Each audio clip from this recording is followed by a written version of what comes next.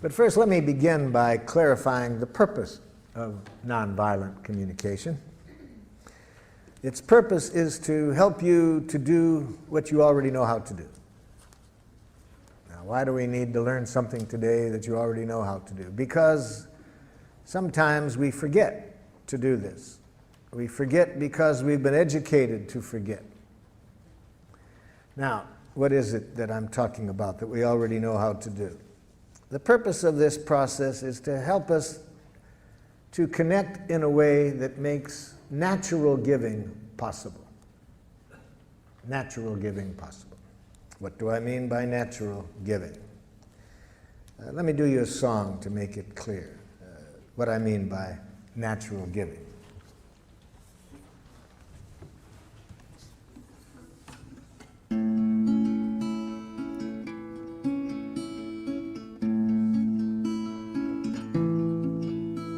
I never feel more given to than when you take from me. When you understand the joy I feel caring for you. And you know my giving isn't done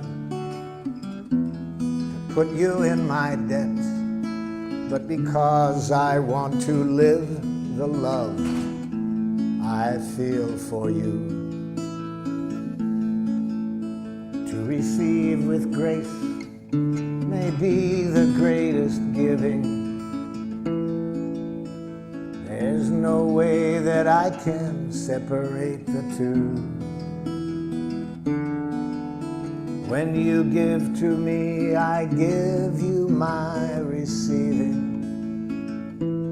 And when you take from me, I feel so given to.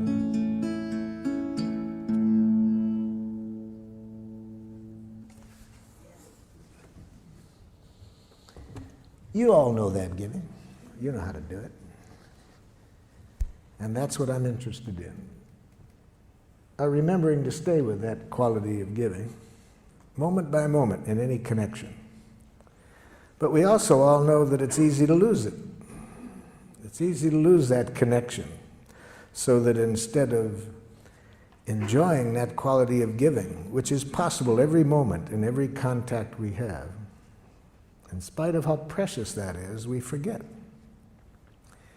And instead of playing the game that that song is about, which I call Making Life Wonderful, it's the most fun game I've ever heard. Instead, much of the time we play another game called Who's Right? Have you ever played that game?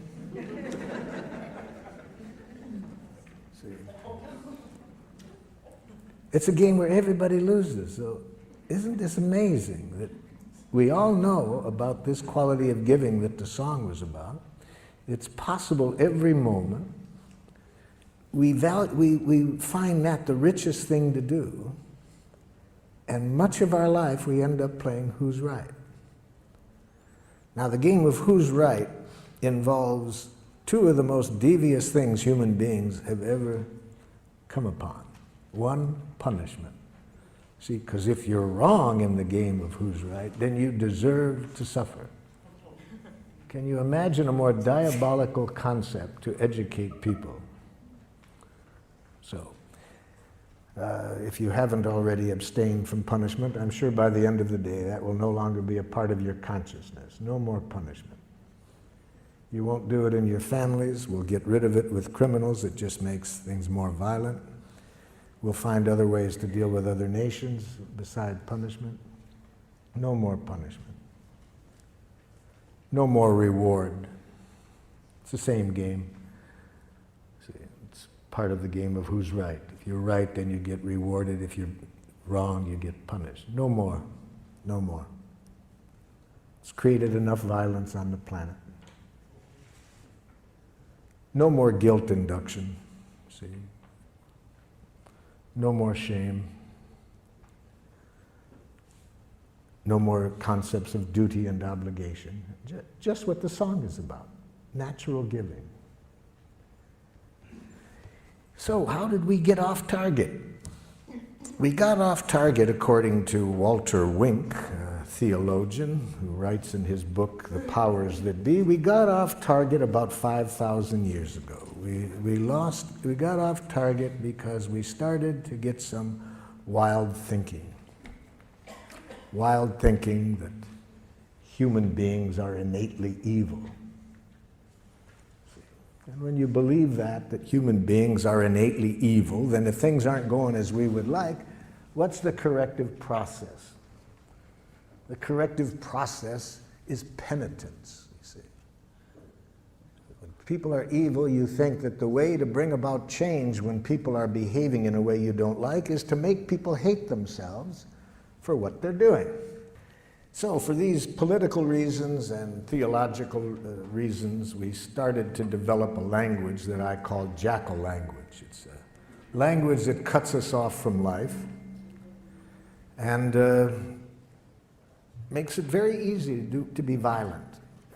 Very easy to be violent. In fact, in that book I mentioned, Wink says that domination cultures, one of the things you have to educate people is to make violence enjoyable, you see. And we've done a good job of that. We make violence enjoyable in our culture. The 2 hours a night from 7 to 9 when children are watching television the most, in 75% of the programs they watch, the hero either kills somebody or beats them up, you see.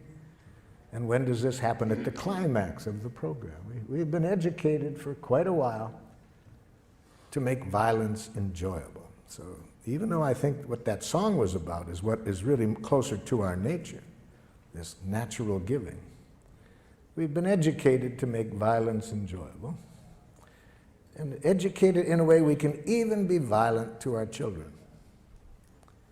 So what is Jackal language like? See, Jackal language, as I've mentioned, is a language of moralistic judgments. You think in terms of who's right, who's wrong, who's good, who's bad. And when you mention change, yes, we want change at times. So how do you get change in the Jackal system? Watch a parent try to bring about change in the child. This is a parent teaching a young child say one of the most important words in Jackal. Say you're sorry. I'm sorry. You're not really sorry. I can see it. You're not really sorry. I'm sorry. Okay, I forgive you. Can you imagine a game like that? Can you imagine a parent responding to a child that way?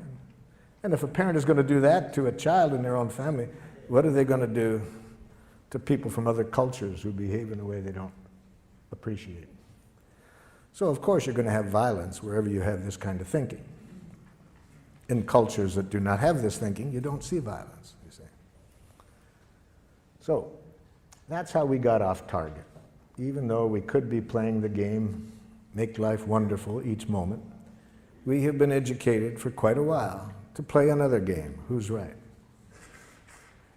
So what are the parts of this game of who's right? I've just mentioned one of them. One part is moralistic judgments, learning how to go up to our head and think basically in terms of right and wrong, good and bad, normal, abnormal.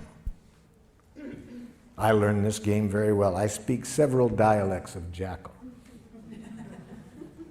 I grew up in Detroit. We spoke a rather harsh dialect of Jackal. We might call it Detroit Jackal. For example, if I'm out driving and someone is driving in a way that I don't like, and again, I want to install change, you see, I roll down the window, idiot! Now, theoretically, the person is supposed to repent. I confess I was wrong, sir. I will change the error of my ways. It's a great theory. It didn't work. I've tried it more than once. It doesn't work. So I thought maybe it was that particular dialect of Jackal. So I decided to get the more cultured use of Jackal. So I went to the university and got a doctor's degree in professional Jackal. Now when somebody's driving in a way I don't like, I roll down the window. Psychopath! Still doesn't work. You see. There's another part of this language of Jackal. Amtssprache. Amtssprache. That's very important. You see, a language that denies choice, denies responsibility for our actions. I use the word Amtssprache for this part, having read an interview with the Nazi war criminal Adolf Eichmann at his trial for war crimes in Jerusalem. Eichmann was asked, was it hard to send tens of thousands of people to their death? And Eichmann answered candidly, he said, to tell you the truth, it was easy. Our language made it easy. That answer shocked his interviewer. And his interviewer said, what language? Eichmann said, in fact, my fellow Nazi officers and I, we had our own name for our language. We called it Amtssprache. Amt in German means office, and Sprache, language. I'd call that bureaucratic language. He was asked for some examples. Eichmann said, it's a language in which you deny responsibility for your actions. So if somebody asks you why you did it, you say, I had to. Then you don't feel so bad if you have to do it. You see, you're not responsible. But why did you have to, Jackal? Superiors' orders. Company policy. They made me do it. I couldn't do elsewise. Very dangerous language, Amtssprache. Very dangerous. We have giraffe schools. I use the word giraffe, you see, as a symbol for nonviolence. We'll see today that the language we're going to study is a language of the heart. And so I use giraffe language for that because giraffes have the largest heart of any land animal. So,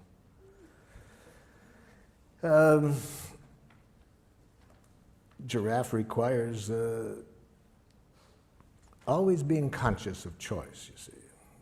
We never do anything that we don't choose to do. But I was teaching giraffe to a group of parents and teachers in one community, and we have giraffe schools throughout the world. We have 5 in Israel, 4 in Palestine, some in Serbia, and so forth. And in giraffe schools, of course, we want to make sure that certainly that the teachers and parents never use Amtssprache. One of the most dangerous languages in the world. To teach a child you have to do something. So I was saying this one time in St. Louis, Missouri, to a group of parents and teachers, and a mother got very upset. She said, but there are some things you have to do, whether you like to do it or not. It's our job as parents to teach our children what they have to do. I mean, there's things I do every day that I hate to do, but there just are some things you have to do. Well, I said, could you give me an example? She said, well, easy, there's so many, let me think. Okay, like when I leave here tonight, I have to go home and cook. I hate to cook. I hate it with a passion, but I've done it every day for 20 years. Even when I've been sick. Well, I said, I'll be very happy today to show you another way of thinking, another language that I hope would open up happier possibilities for you. Well, I'm pleased to report she was a rapid giraffe student. She went home that very evening and announced to her family that she no longer wanted to cook. I got some feedback from her family. The feedback came 2 weeks later when I swung through that city again and was doing an evening workshop. And who shows up? Her 2 older sons. She had 4 sons. They came up at the beginning to introduce themselves, and I said, hey, I'm glad you guys came up here. I've been very curious what's going on in your family. Your mother's been calling me regularly, telling me about all the changes she made in her life since the training. And like, what happened that first night when she came home and announced that she no longer wanted to cook? The oldest son said to me, Marshall, I said to myself, thank God.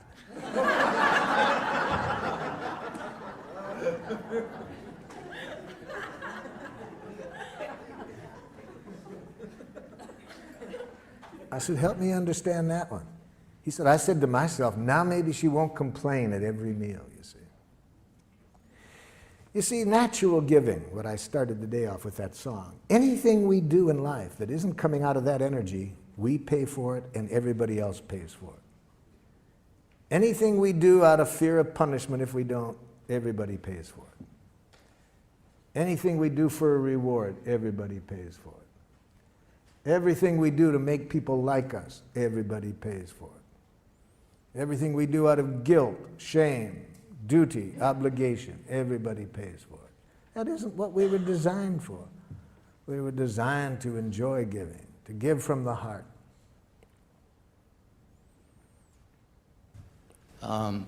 Marshall? Yes. I'm over here. My son brought me to one of your seminars, and I met you some 10 years ago. Yes. In Oakland. Yes. Now I'm trying to bring my son back to come here, and he said last night when I told him I was coming here, he said, well, why don't you go? I have a couple of appointments. Maybe you could teach me something. So I thought I would come to learn something. Maybe I can teach him. But I'd like to teach him, and I don't know how to do that. Well, I'd like to teach him to at least give me the time of day to communicate with him. He doesn't do that willingly. Okay. And when I try to demand it, it becomes worse. Yes. So how do I do that? Well, that'll be a good situation to work on today, because I'm going to ask everyone to think of a situation right now where somebody's behaving in a way you don't like. So in this case, it's your son who, when you ask him to communicate, he says no. The first thing I'll suggest is you can't teach anybody anything. That's right. And to have that as an objective is itself to create problems. So, yeah. So let's change the objective. Let's never try to teach anybody anything or to change anybody. If that's your objective, you'll create resistance. So that'd be my first suggestion today. Never try to teach anybody anything or to change anybody. That clear? Yeah. Okay. So what do you do then? Give up? No. See, this is the thinking that's been shaped in us by Jackal. See, the game of who's right, win, lose. So then if we can't change and win, then the option we think of is to be a chump and lose, you see. We've been educated to think in those two ways, win, lose, right, wrong. No, I'll show you a way, another option. Okay, let's get into it. Let's give you a chance to practice it. Some of you have already thought of situations, such as somebody you want very much to communicate with, they say no. So, think of somebody at the moment who is behaving in a way that is not making life wonderful for you, and you'd like to get to the place that the song was about, where everybody's needs can get met and people are giving to one another from the heart, willingly, not out of coercion, you see. Let's see if we can show you a process to get there in this situation, to get everybody's needs met, and where people give willingly, not out of any coercion. So maybe you are living at home. Maybe you choose today to work on a child that you are living with at home who says horrible, horrible Jackal things such as, no. Oh, you laugh. You try living with one for a while. Please brush your teeth. No. Maybe you are living at home with a Jackal-speaking partner who says horrible Jackal things such as, that hurts me when you say that. We'll see today that it's a violent act to say others make you feel as you do. See? To imply that others can make you feel hurt or angry. Maybe at work somebody's behaving in a way you don't like. They come late. They're not producing as well as you would like.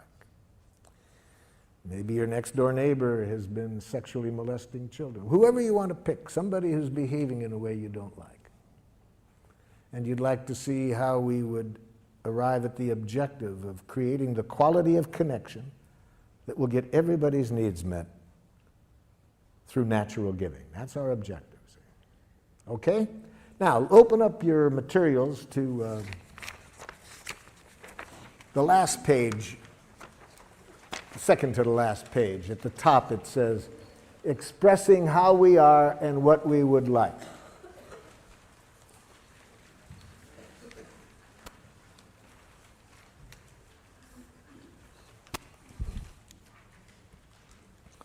And it says under A, think of someone who does something that makes life less than wonderful for you. So this person that I'm asking you to think about, who's presently behaving in a way you're not crazy about, and what I'd like you to do is answer this question. Write here one thing that the person does that you don't like. We're going to work on one specific action that the person does that you don't like to get you familiar with the process today. Maybe the person does several things, but we're going to show you how the process works by showing you how to communicate with the person about one specific thing they do. So write under A one thing this person does that you don't like.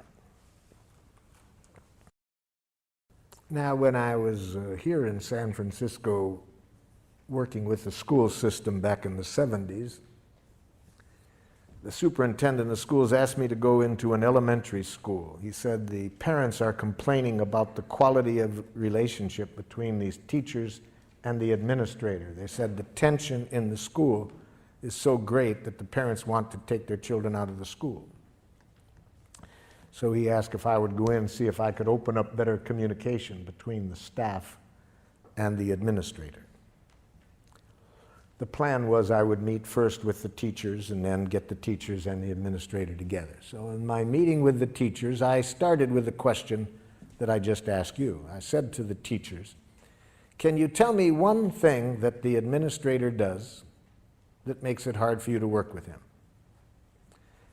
I was asking for an observation, a concrete behavior. What is one thing he does?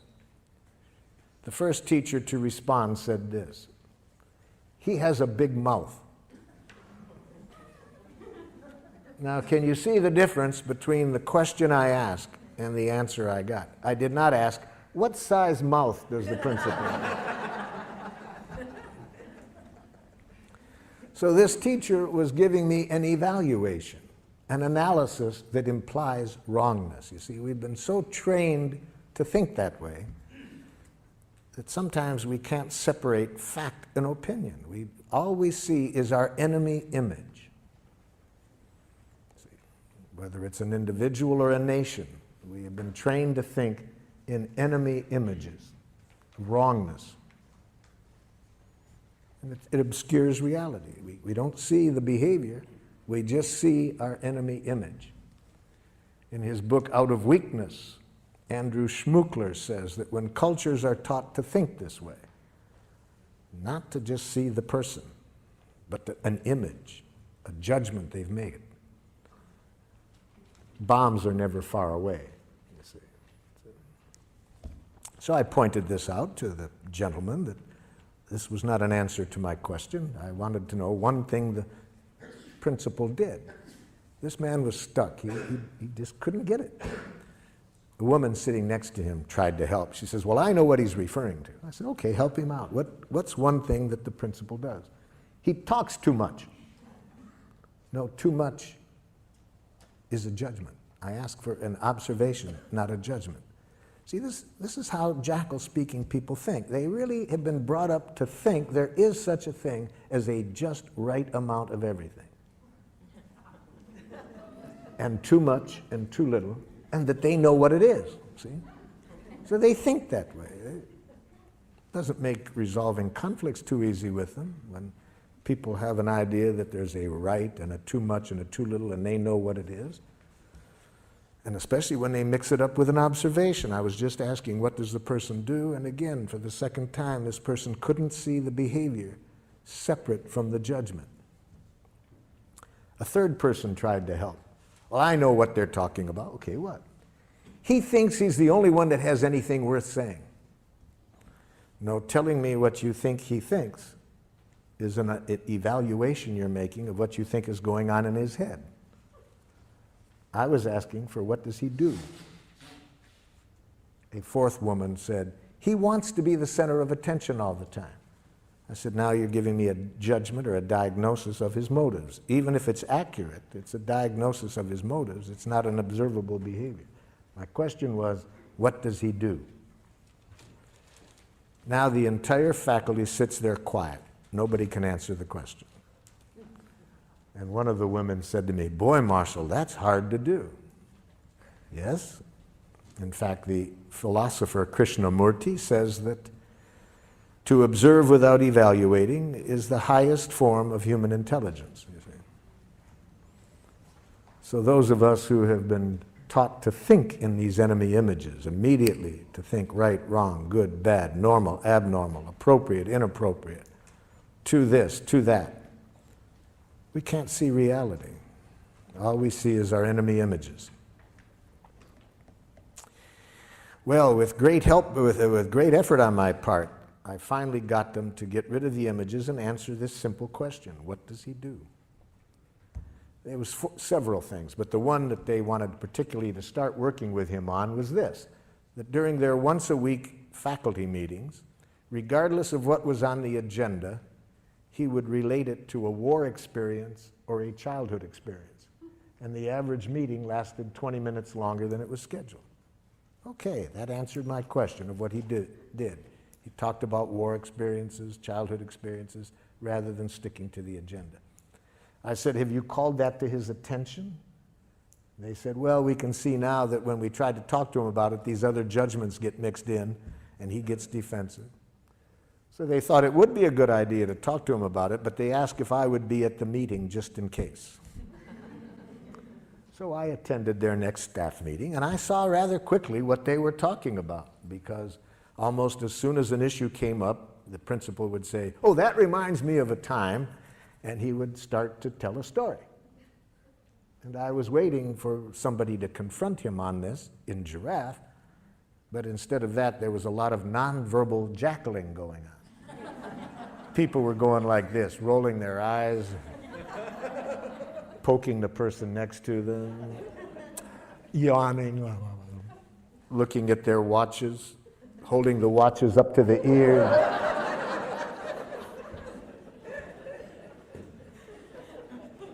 And I watched this scenario going on for a while, and I said, excuse me, but isn't somebody going to say something? Now there's a silence, and the man who spoke up in our first meeting, I could just see him getting his courage up, and he looks at the principal and says, Ed, you have a big mouth. So let's see if whether what you wrote down answered the question I asked. Is it an observable behavior, or did you mix in any evaluation? And my two friends here will help us to make this evaluation. This animal has been taught to, somewhat like a police dog, to sniff out narcotics. If there's any jackal mixed in, he will howl. If you answered the question, this animal will dance. So, sir, what did you write down? My dad blames my wife for my choices. He does what? My dad blames my wife for my choices. Yes, blames is a judgment. See, that's already putting evaluation into it. Dad, do you see yourself as blaming her? No, I see myself as calling attention to the facts. So see, Dad doesn't see that as blaming. No, I'm educating. Thank you, Dad. Yes, okay. So how do we say it? See, we need a direct quote. We need to give to make it an observable behavior, we need to say, my father says what? All of his problems.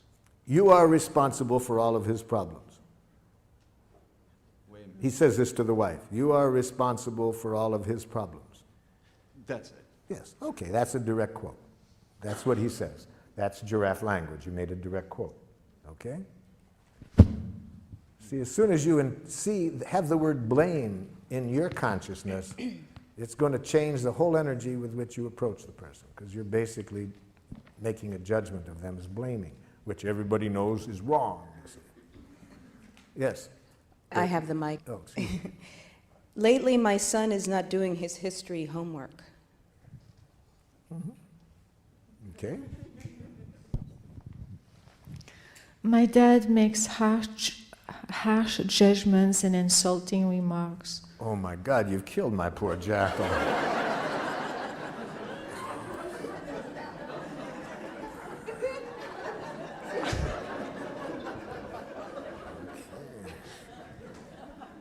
He could have handled the harsh, that was one judgment, but insulting, harsh and insulting, see, those are two judgments that... Actually, he does use insulting words. No, there is no such thing. After today, in fact, seriously, by 4:30 this afternoon, you will never hear another insult. It won't exist. Insults will not exist. I'm going to show you to use some technology today that takes insults and criticism out of the waves, airwaves. So that no matter what your father says, you can never hear another harsh statement or another insult, because we're going to show you today how to use this technology.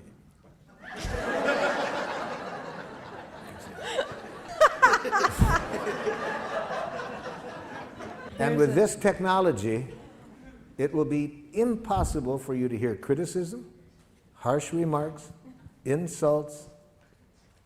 With these ears, all you can hear is the only thing human beings are ever saying. Please and thank you. See, that's all.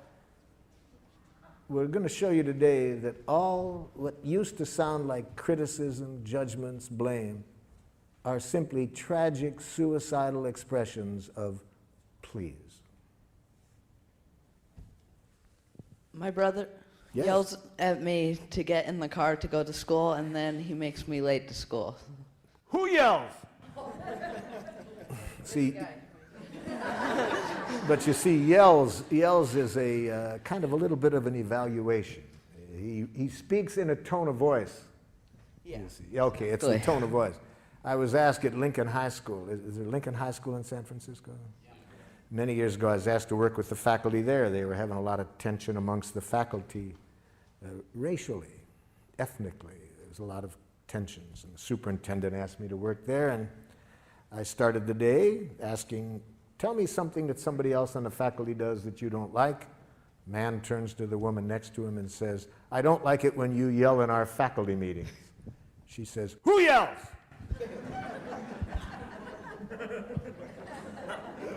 Now, she was from a different culture than this man. See, what was yelling in her culture was quite different. And about 10 minutes later, when she started to yell at him by her own definition, I saw a difference, So raises the voice when he's asking you to get ready for school. Yes. Or just kind of gets angry at me to get in the car. Now, gets angry, that's maybe accurate, but it's a diagnosis. We don't know whether he's angry. He might be scared that, you're going to miss school. Yeah.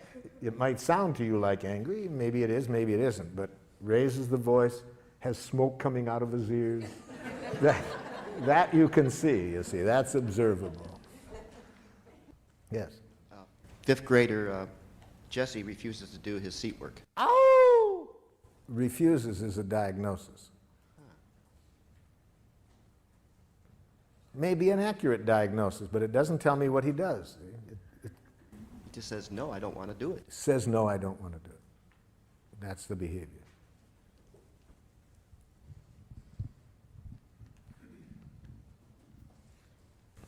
My husband doesn't tell me things which will affect me deeply.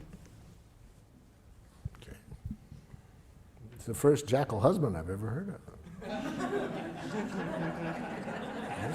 This is a new experience for me today. A student in my class incessantly talks loud, won't stay seated, or keep his hands to himself. I hear about 3 judgments in there. Let's go over it slowly, because I hear 3 diagnoses. Say it again, so we'll hear the 3 diagnoses. Incessantly talks loud. Loud is your interpretation. Louder than you would like. If you want to say it, put it that way. Louder than I would like. Won't stay seated. Won't is a diagnosis. Doesn't stay in his seat after I've told him to. He might in the future. We don't know whether he will or not. So that's a diagnosis. Doesn't at the moment. Doesn't when I ask him to stay in his seat. And does not keep his hands to himself. And does not keep his hands to himself. Mm-hmm. Okay. Since coming to the introductory presentation on Tuesday night, I've been very aware of hearing evaluations. Yes. In myself and especially in other people. And so I started to wonder, are all of those violent communications, or would there be a way that some of those are, according to this model, nonviolent? I would say that any evaluation of others that implies wrongness is a tragic expression of an unmet need. Tragic in the sense, for two reasons. First, it decreases the likelihood that we will get what we want. Even if we don't say it out loud, even if we think it, if we are even thinking that what somebody else does is wrong, it decreases the likelihood that we will get what we want. And second, it increases the likelihood of violence. So what could be more tragic than that, than expressing ourselves in a way that gets in the way of our getting what we want and increases violence? So anything that we want to say that implies wrongness on the part of the other person, I'm suggesting, is a tragic, suicidal expression of an unmet need. Say the need. Learn a need consciousness, which is what we're going to get to now, you see. That's how we evaluate in nonviolent communication. We evaluate from the heart.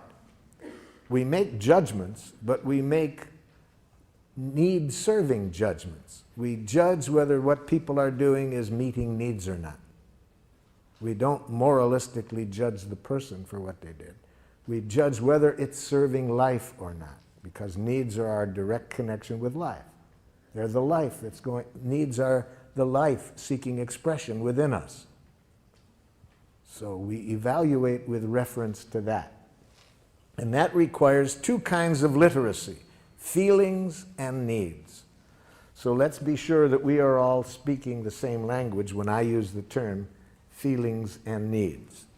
So under B, it says, imagine that you are talking directly to the person and express how you feel when the person acts in the way described above. And use this form. Again, we're talking to the other person, we're telling them now what they did, and we say, when you do this, I feel how? How do you feel when the person does what you wrote down under A? Write that down.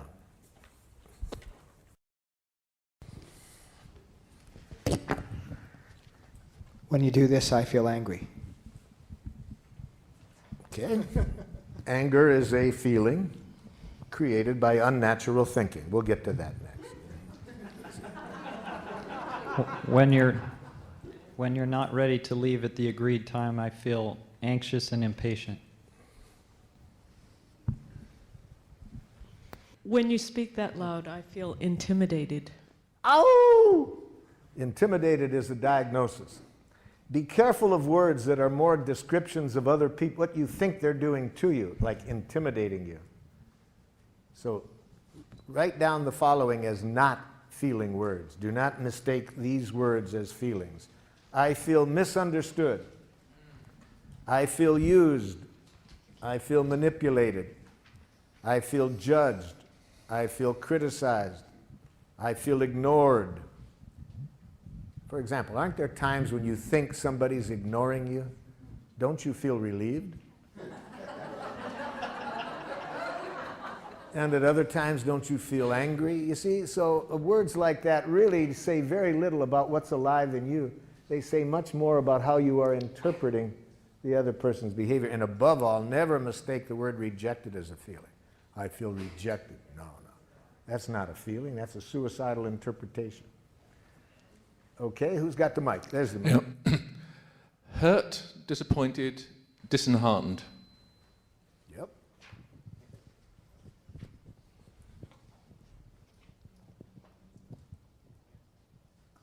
Feel angry and betrayed.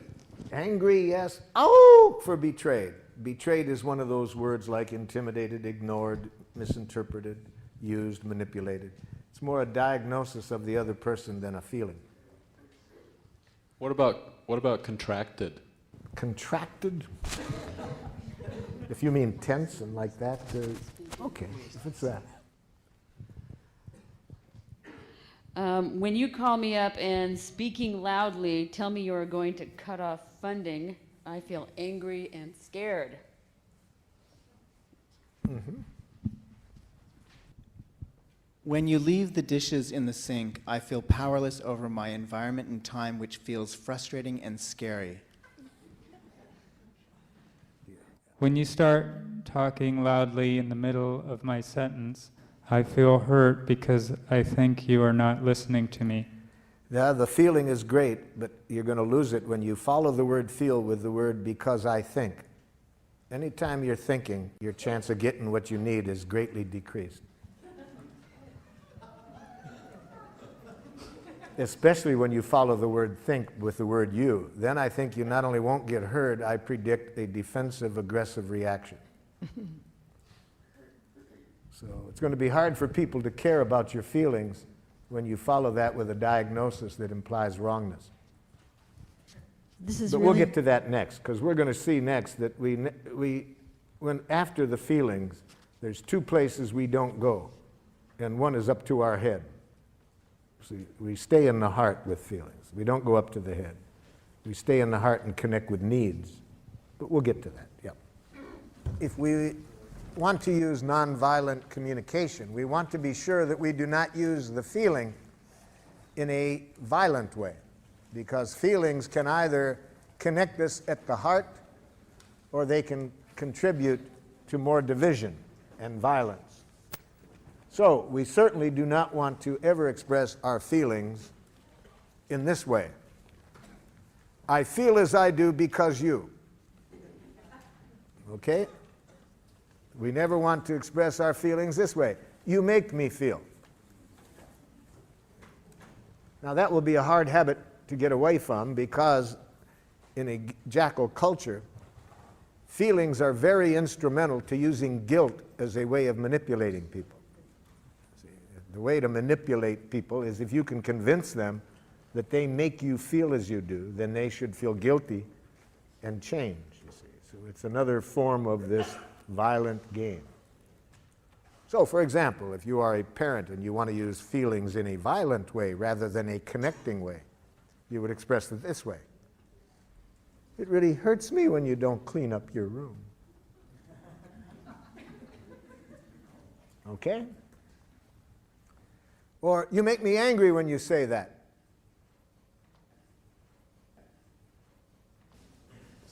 I was talking during the break about one of my happiest days as a parent was when my oldest son went to a Jackal school for the first time. He had gone 6 years to a Giraffe school that I had helped create. And, but then I wanted him to learn how to enjoy jackals as well. So, and in Giraffe schools, we also want to be aware that the children are not always going to be in this setting. So we want them to learn how to stay with their own values regardless of which structure they're in, you see. So he comes back the first day from school, and he looked less than happy. And I said, how was the new school, Rick? And he said, it's okay, Dad, but whew, boy, some of those teachers, Dad. I said, what happened? He said, Dad, I wasn't even in the front door, really. I was halfway through the front door, and some man teacher comes running over and says, my, look at the little girl. Can you guess what the teacher was reacting to? Yeah, my son's hair was down to his shoulders. See, in a Jackal school, as we all know, authority knows what's right. See, there's a right way to wear your hair as a boy and a wrong way. A right way to do everything, and who knows? The teacher. And then what do you do if somebody doesn't do it? You use shame, guilt, and so forth. You use the word girl as though it's an insult. Welcome to Jackal land. So I'm getting burned up, ready to go do a little bat therapy with the teacher. And, forgetting all about my teachings. And I said to my son, how did you handle it? He said, I remember, Dad, that what you said, that when you're in that kind of environment, never give them the power to make you submit or rebel, you see. So one of the things we want to teach children very early, no matter what structure you're in, never lose track that you are free to choose what you do. Don't allow institutions to determine what you do. I said, hey man, that you remembered that, that's a big gift. I really love that you could remember that under those conditions. Then what'd you do? I put on my giraffe ears, Dad, tried to hear what he was feeling and needing. I said, you remembered to do that? What did you hear? Pretty obvious, Dad. Looked irritated, wanted me to cut my hair. Hey, wow, man, I'm really glad you could remember that. How did that leave you feeling? I said, Dad, I felt sad for the man. He was bald and seemed to have a problem about hair.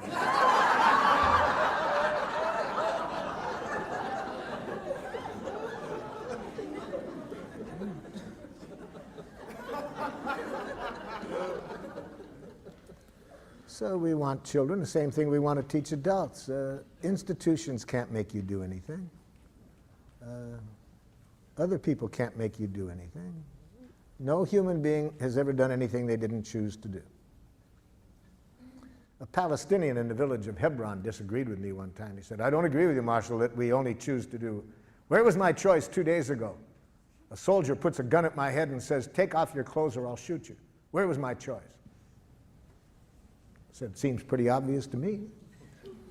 You had a choice of whether to take off your clothes or not. He laughed. He said, okay, I got your point. I chose not to take off my clothes. That soldier knew I didn't have a gun. He was doing this to dishonor me. I chose to risk my life to protect my honor. Okay, so I'm not saying we always like the choices we have, but nobody can make us do anything we don't choose to do. So I said, apparently the soldier also chose not to shoot you, or else he was a very poor shot. My children taught me this about nobody does anything they don't choose to do. From the time they were 2 years old, they educated me that I couldn't make them do anything. All I could do is make them wish they had. And then they taught me another lesson, that any time I would do that, they would make me wish I hadn't made them wish they had. You see. They taught me that violence creates violence, you see.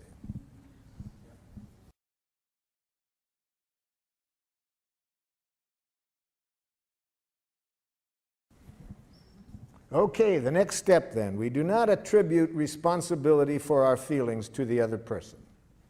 We never say that you make me feel or I feel because you. Instead, we are conscious that the root of feelings are needs.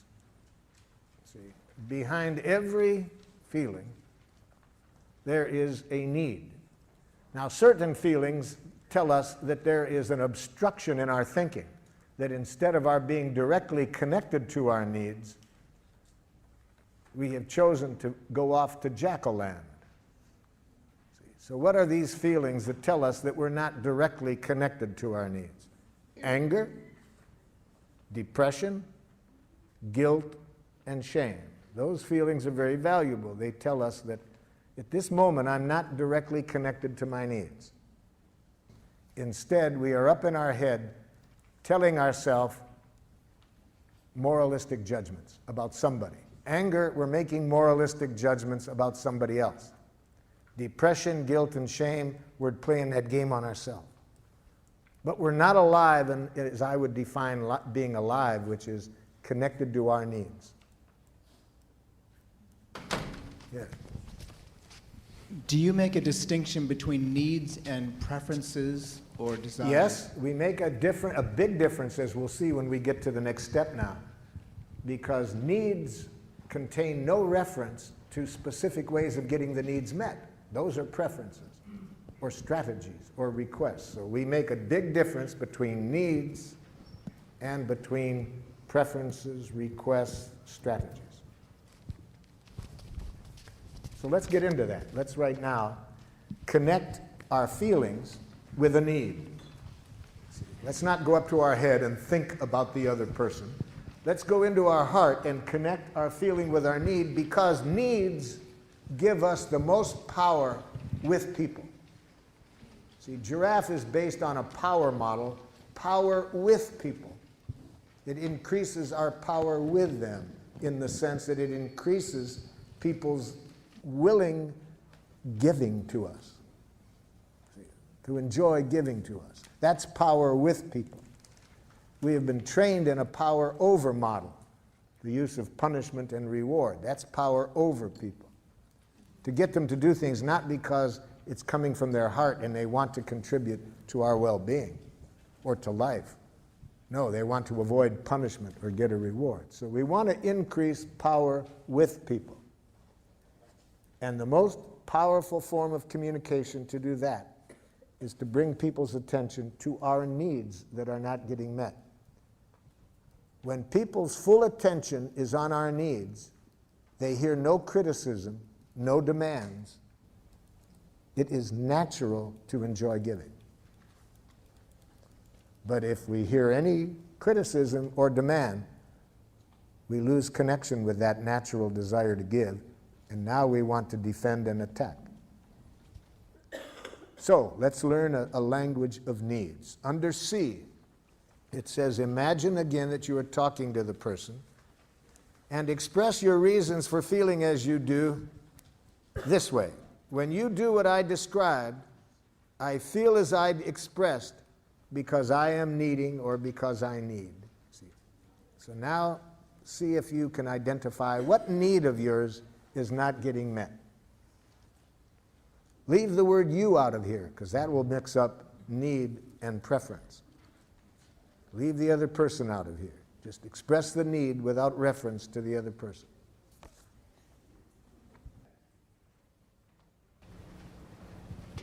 All needs are universal. Every human being in the world has the same needs. So you can look at what you said and see whether this applies. You see. So if what you wrote down is a true need, every other human being in the world has that need.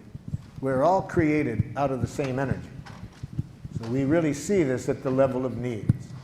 All human beings have the same needs. What differs immensely is the strategies that we have been educated in for meeting the needs. Different cultures educate people to meet the needs in a different way, but the needs are the same. Who wants to check theirs out? Okay. To know that you are responsible and honest. That notice brought the other person in there. I have a need to know that you are responsible and honest. How do we express the need without bringing the other person in there? See?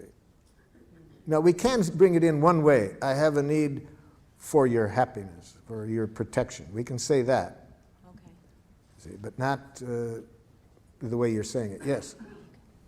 I need to be seen and heard as who I truly am. I have a need to be seen and heard as who I truly am. Okay? Now, I have an impulse to qualify that and to say free. To be free. I have a need to be. The last word in that sentence is who I truly am, free. I have a need, who I truly am, to be free. Yes, that's a need we all have. The important thing will come out when we get to a request, because that's a request that only you can meet. Other people can't do that. They can't meet that need. So if you don't know how to meet it for yourself, for freedom, you won't have that need met. I'm feeling a bit frustrated because I'm noticing that everything is a strategy. In other words, mine is a need for an aesthetic environment. But underneath that, there is a need for serenity. And my serenity doesn't come from the environment. So this entire request, starting at A, is a strategy to get something called serenity. Okay, that's a need then. I have a need for certain peace, but isn't there a need in there for certain aesthetics that will... Right, but it crumbles the house of cards for me of wanting the sink not filled with dirty dishes. Help me understand that. Why wouldn't if you have a need for serenity... But serenity doesn't come from a clean sink. Okay, then we haven't got the right need then. Or then it's not that you want the sink cleaned out. But I'm projecting that need onto the sink, thus onto a behavior of someone else. Well, the other person's behavior can be getting in the way of our need getting met. If the dishes aren't done, and it could be some needs of yours are not being met by that. Then you have to identify what the needs are that are not getting met. I'm not sure.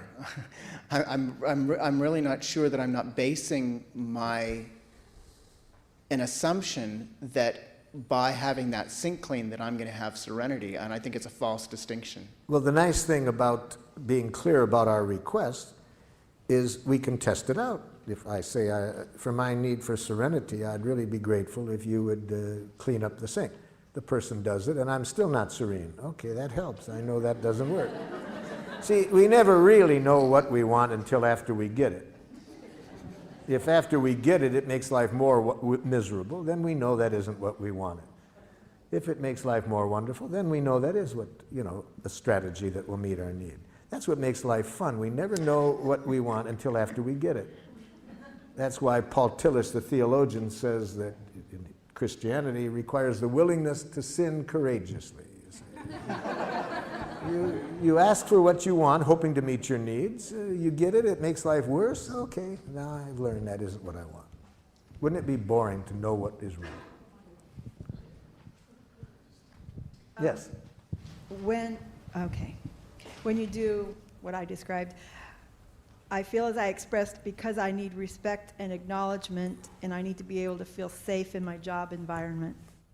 I hear needs in there. Yes.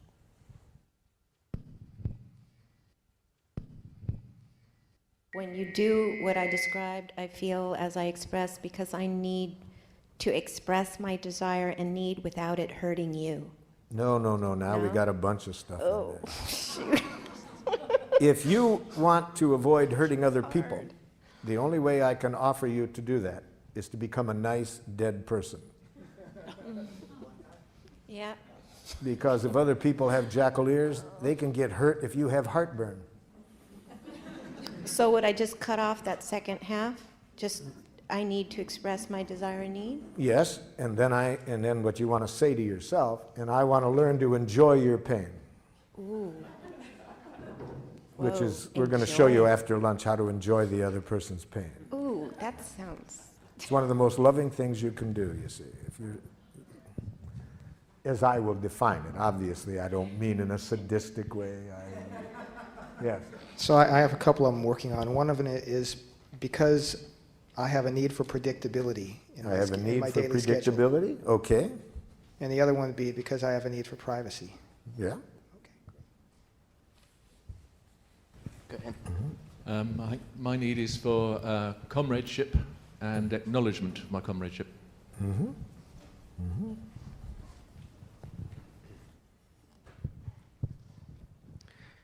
I have a need to memorialize the life of your father, and in doing so, honor the life of your entire family. Have a need to honor this life, yes.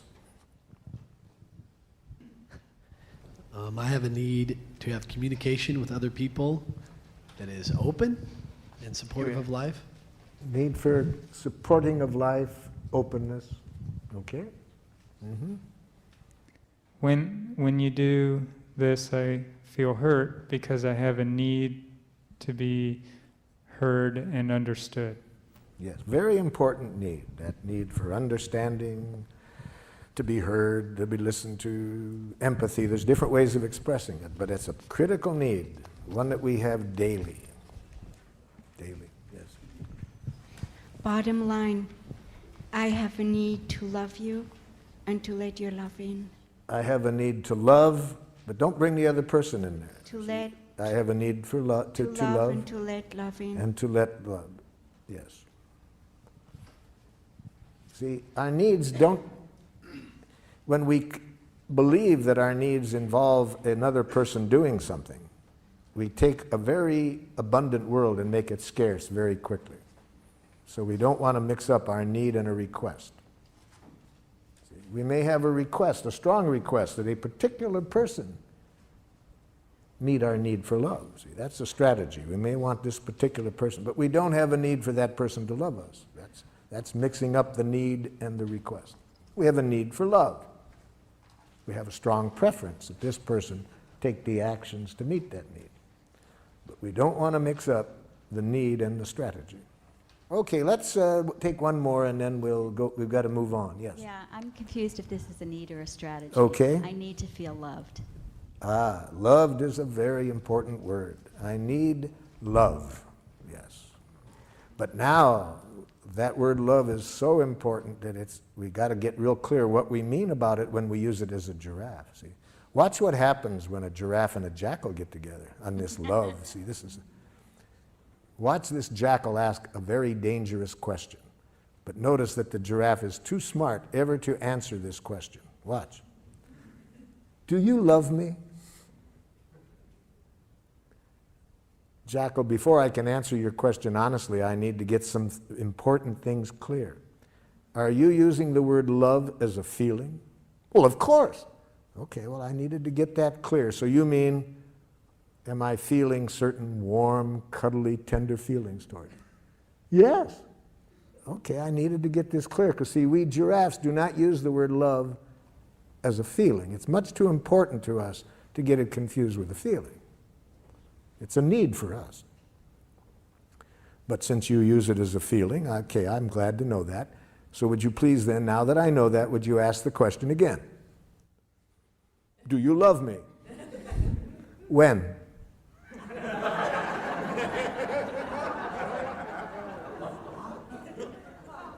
When? Well, I want to be honest. I can see how important this is to you, but how can I be honest with you about what I feel toward you without reference to a specific moment? Feelings change every few seconds. Life is changing. Feelings are part of life. So I'd have to know a specific time and place to ever answer your question of how I feel. What about right now? No.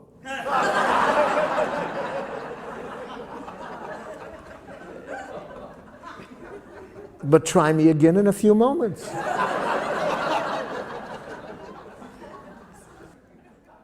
So you see, to a giraffe, love is a need, and it's a need for which we must be very clear about what requests do we have of other people to meet that need. Now, watch what happens with reference to that if we're in a love relationship with a jackal. I want you to love me. Oh, so you have a need for love, Jackal, and you're giving me the honor of wanting me to meet that need. Yes. I really see how important the need of love is, so I want to be clear what you would like from me to meet your need. Could you tell me what you are requesting of me to meet your need? Now, the poor jackals, they don't live in the moment, you see. To make a clear request, you have to live now. You have to be clear what you want. So watch how the jackal handles this. So could you tell me what you want me to do to meet your need for love? Oh, you know. No, I'm not sure I do. I really see how important this need is for you, so can you tell me specifically what you would like me to do to meet your need for love? Well, it's hard to say in so many words. If it's hard for you to say, Jackal, can you see how hard it will be for me to do? I never thought of that. So what would you like me to do to meet your need for love?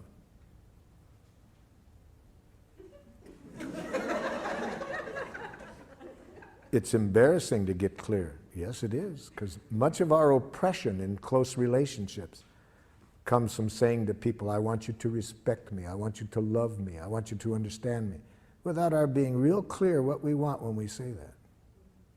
So what are you wanting, Jackal, when you say you want me to love you? I want you to guess what I want before I even know what it is.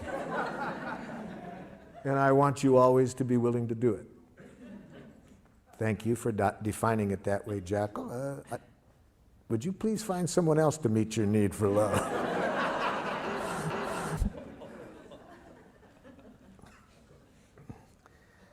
Most jackals that carry that definition of love around with them find out how impossible it is to meet on about their 5th divorce. You see, they keep thinking that they're going to find the right person to love them, not realizing the problem is how they're defining love and what they want from other people to meet the need for love, to see that it's impossible to meet that need.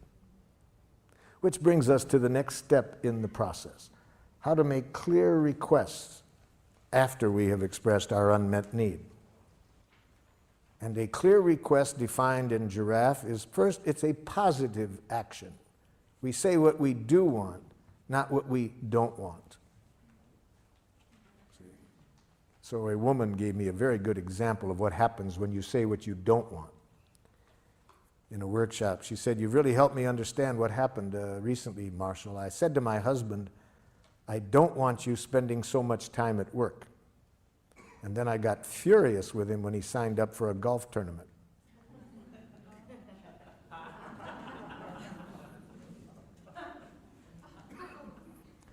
A teacher gave me a similar example. She said, "Just yesterday, Marshall, I said to this young boy, please, I don't want you tapping on your book while I'm talking." So he started to tap on his desk. Saying what we don't want doesn't make clear what we do want. But worse than that, if we frame our objectives in getting rid of something, it leads to violence very often. It makes violence seem attractive when we try to get rid of something. For example, I was working with some teachers in a school in Rockford, Illinois. Their observable behavior they wanted to work on is, on the average, every 3 months, 38 broken windows in the school. So we got down to the request. I said, "What do you want different from the students?" It's obvious. We don't want them breaking windows. So you're saying you don't want the children breaking windows? Yes. What should we do? Kill them.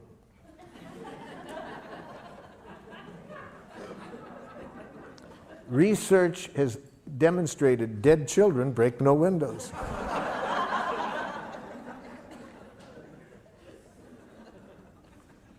Almost any time we think of what we want to get rid of, it makes violence look attractive. And as stupid as that example was I just gave you, look in the newspaper on any given day and see how many world leaders are saying we're going to teach them not to, we're going to get them to stop. And they think violence is going to... See, it always makes violence seem attractive to... It's only, as I said earlier, when we get two questions clear. What do we want people to do? And what do we want their reasons to be for doing it? Then I think we'll see violence never works. Okay, so we want to say what we want to say in the positive. What do we want the other person to do? What do we want them to start doing differently? And second, that it needs to be clear action language. So we can't do what this one wife did with her husband who came to a workshop with him. She said, "I want you to listen to me when I talk." He said, "I do listen." "No, you don't." "Yes, I do."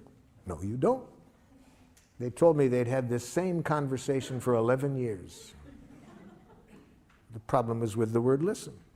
See, what does that? We can use the word listen as a need. I have a need to be listened to. But when we move to request, we need to speak action language. What specific action do we want this person to take? We can't use the verb to be. I want you to be more friendly. Not doable. We can't use feeling language. I want you to feel confidence in yourself. That's not doable. So we need to be able to make very concrete requests. Try it out with what is under D there. See, in relation to what the other person did and your feelings and needs in relation to the action, imagine you're talking directly to the person and express a request using this form. I would like you to.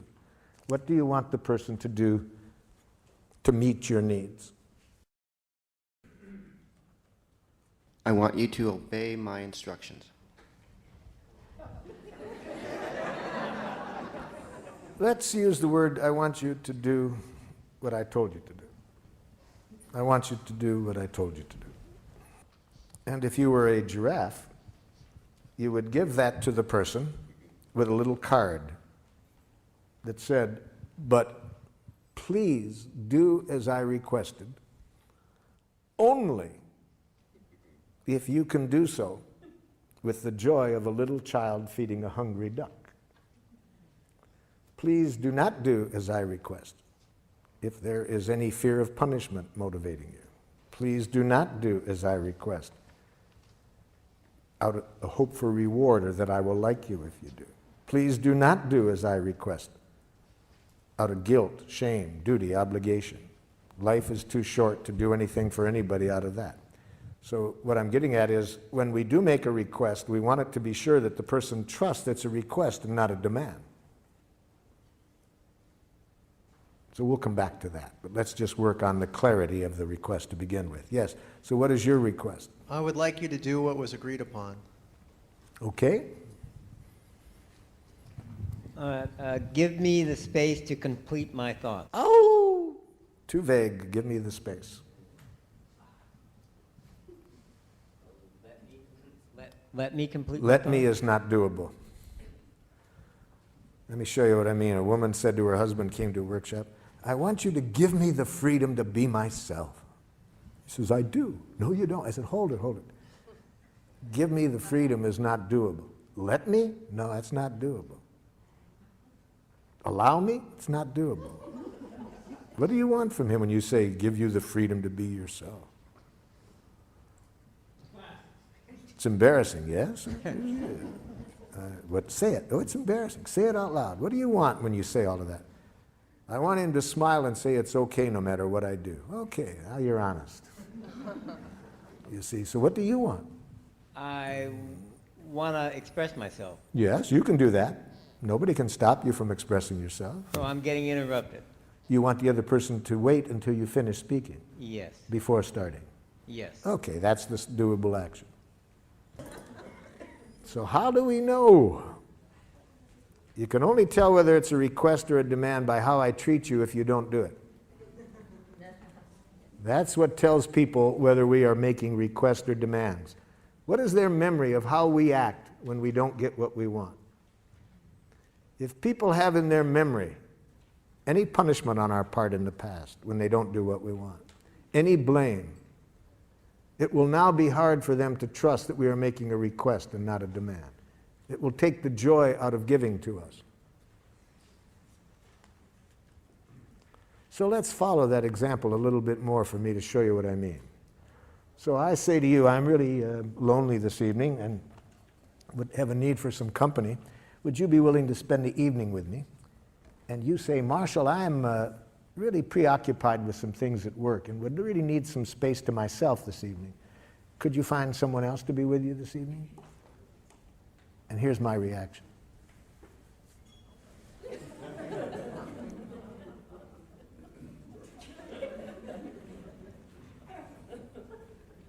Two days later,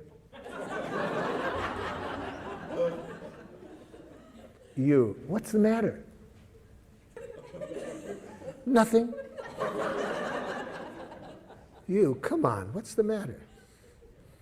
You knew how lonely I was. If you loved me. Now, was it a request or a demand? See, so we can't tell from how nicely it's asked. We need to see how the person treats us when we don't do what they want.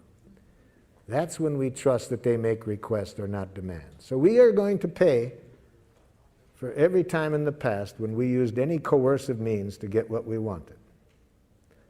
So now at least we don't want to pay for that anymore. We want to be sure that whenever we make a request, it is a request. Now that doesn't mean the other person will trust it, even if it is, because unfortunately, there's been so much coercion in our world that even if we are making a sincere request, the other person might hear a demand.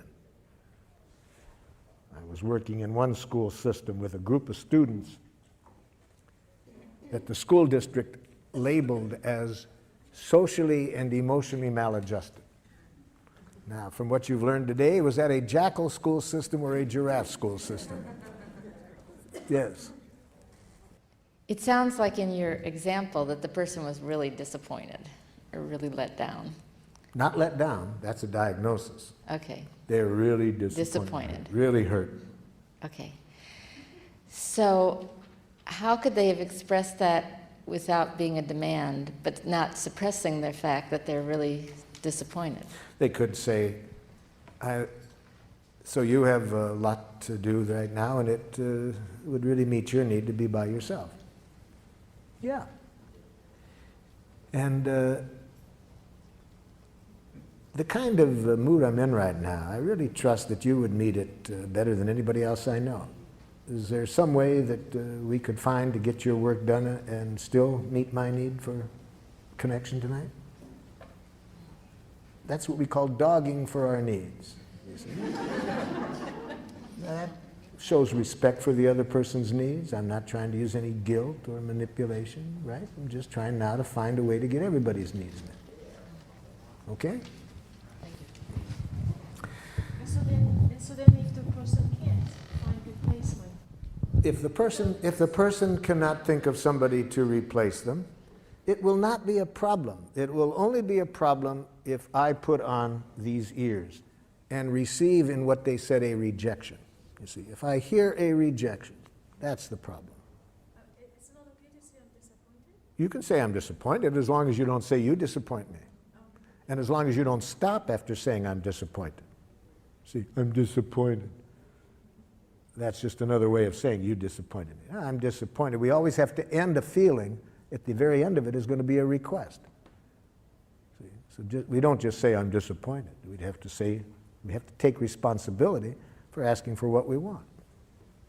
Given the other person has this other need, okay, what do you want then from them? Well, the Jackal doesn't like that game. They don't like to have to be responsible for what they want. They'd rather say, well, if they love me, you see, if they were any kind of friend, I think it's only fair that they want to control by guilt, shame.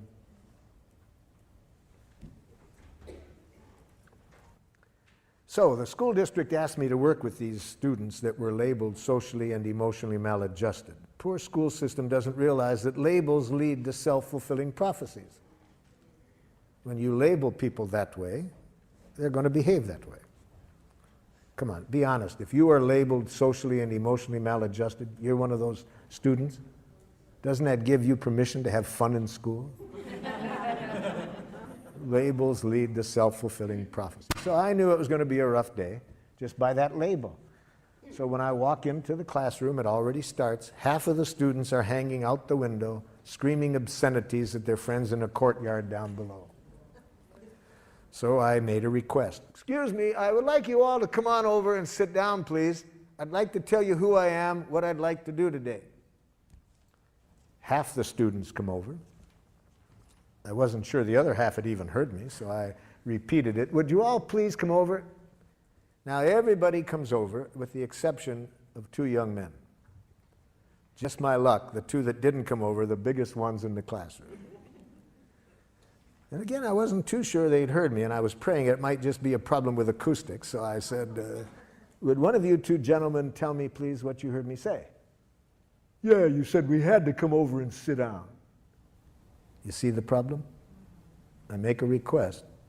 He hears a demand.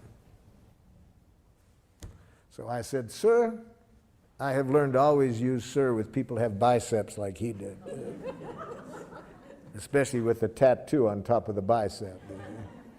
I said, sir, could you tell me how I could have let you know what I was requesting so it wouldn't sound like I was telling you what you had to do? He said, huh? See, that's a radical paradigm shift for somebody who's been educated under domination conditions, domination structures where authorities claim to know what's right, you have to do it or else, you see? So it's a radical paradigm shift in Giraffe schools where people don't make demands.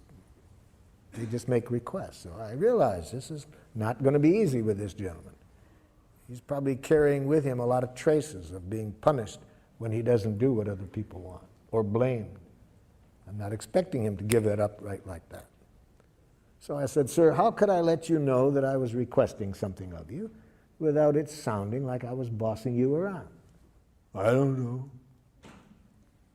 I said, just what's happening between you and me right now is much that I wanted to talk about today, because I was wanting to look at a way we could interact where nobody bosses others around. And I didn't expect life to be so easy. That was all he needed. He trusted at that point that I wasn't trying to tell him what to do. And he came over, and we had a very cooperative day. But as long as people hear our request as demands, they have only two choices, submission or rebellion. And neither of us are going to connect us with people in a way that's good for anybody. So the main thing that's the difference is not how nicely we say it, but how we treat people when they don't do what we want. Now, let's hear a few of these so we can see what kind of reactions you might get back. If you openly express your heart, you try to your best not to criticize, not to demand, what do you get back? She gets excited and defends herself. Well, need to hear the specific statement, but I don't know what you mean by defends herself. What does she say? Got to be specific. For the next exercise, we need to know specifically what the person says or does. See, that's your diagnosis that she's defensive. What does she say?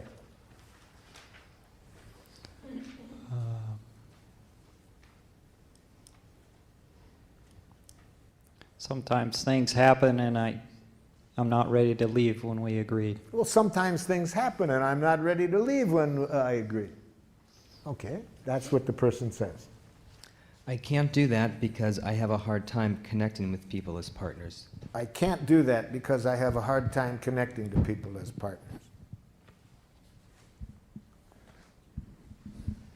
This is their response back? Yes, what did the person respond back?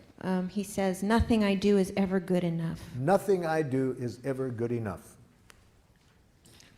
Okay, here.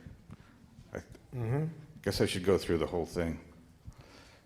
She says she doesn't like the way I wash dishes or make the bed. Yes. I feel angry and resentful. Yes. I feel as I express because I need to be accepted for my willingness and ability to do a job the way I do it. Yes. I would like you to acknowledge my work positively. Even if I don't feel like it? How do you want me to, how would you like me to respond positively when an idiot could do a better job making a bed than you do? Okay, that's the last thing. She would say that she can't because I never do it the way it should be done. Yeah, so the problem there is with the present request. What do you want from this person? I think what you want is this. I'd like at least some gratitude expressed for my willingness to do what I did. And if I could get at least the gratitude for that first, I could better hear how you would like me to do it differently. Would that be closer? It'd be closer, but I'd still like her to accept the way that I do it. What does accept mean? Now we got to translate accept into a doable request. What if this person has a sense of aesthetics? You see, I can already tell what the problem is in your relationship. I've already made a diagnosis. You want to hear my diagnosis? Go ahead. You are a slob and she's a neat. See, there's these two kinds of people in the world, slobs and neats. And for some reason or other, they always live together. It doesn't make sense to me. You see, there's so much of this goes on every day about how to wash the dishes, how to make the bed. Now, I'll give away which one I am. I once cleaned the house immaculately. And my partner came home and said, I thought you were going to clean. True story, true story. So you know what I am, right? I wrote her a song that night that goes, if you wonder about the cause of my domestic distress, it's that my partner is antiseptic and I'm a total mess. Last night at 2 a.m. I had to go to the head. In the time it took me, she made the bed.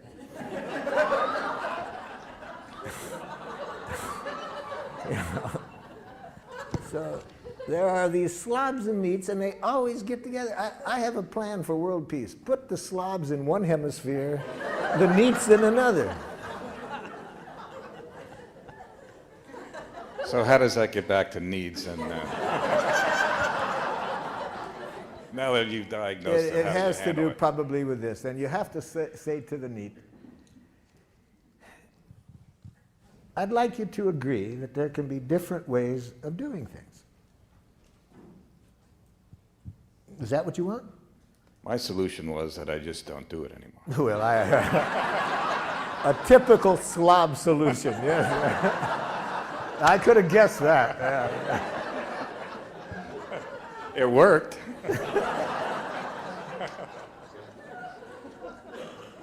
I would really like some acknowledgement. First, I'd like some expression of gratitude for what I did.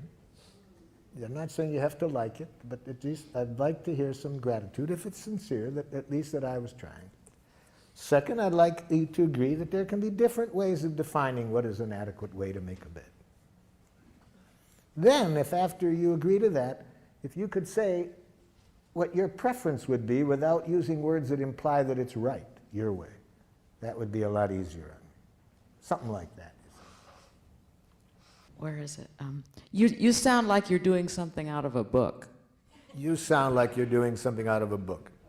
Talk like a real person. Don't use any of this psychology crap on me. Something like that.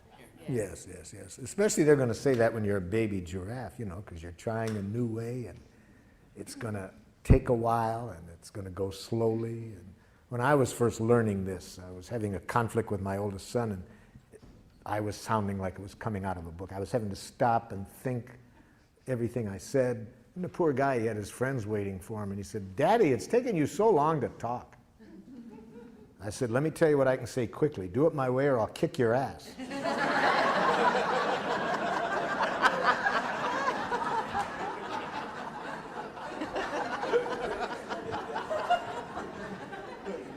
He said, "Take your time, Dad." Those who know me in my old Jackal days are very patient with my sounding like I'm coming out of a book or... Yes. There's no value in changing who I am. I'm satisfied the way it is. Yes. There's no value in changing who I am. I'm satisfied the way I am. That we can already tell them this person heard a demand, you see. They're hearing a demand as though you're saying they're not okay the way they are. And that would be how I would bet a person would respond if they hear a demand. Different ways that people respond when they hear a demand. My preference is for how my youngest son once responded when he heard a demand. I said, "Would you please hang up your coat?" He said, "Who was your slave before I was born?" I see.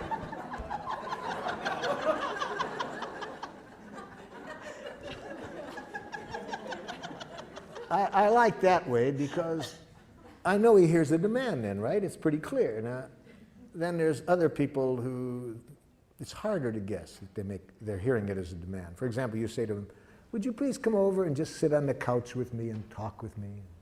The person goes like this. Okay. Now, if you're smart, you'll say, "Oh no, stay away." They're hearing a demand, you see, but they're giving in. But the worst case scenario, this is the dangerous one, you see, is if the person hears your demand, your request as a demand, and they respond this way. "Oh, sure, I'll do it." And they do it. But they did it to buy your love. They did it because they were afraid that if they didn't, you wouldn't like them. Now, how will you find out? You'll find out eventually. You might find out like this one woman did who showed up at my door in 2 in the morning.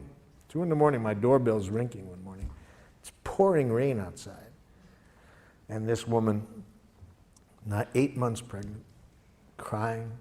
I said, come in. I sit her down in a chair.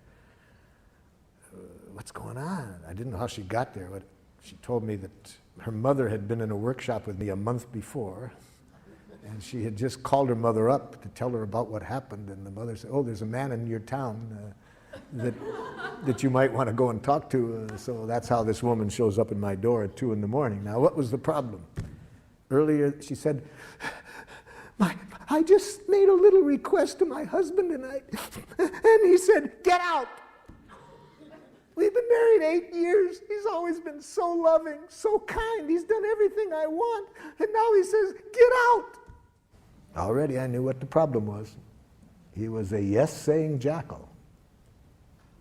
He hears somebody he loves wants something, and he feels he has to do it to buy love, to prove that he's a loving person. And so how does she find this out? It took 8 years, but then she pays for it one night. And I know I was right. How do I know I was right? I got him out of bed. Why should I be up at 2 in the morning talking to his wife while he's sleeping? So I call him up and invite him over, and sure enough, you see, he was a yes-saying jackal. He just didn't know how to say no. So he had been giving in, for all these years, and then finally this night he snapped. So that's how you find out. After 8 years, she found out that he was hearing demands and lovingly giving in to them. You certainly don't want to ever receive those messages, any one that you've just responded to.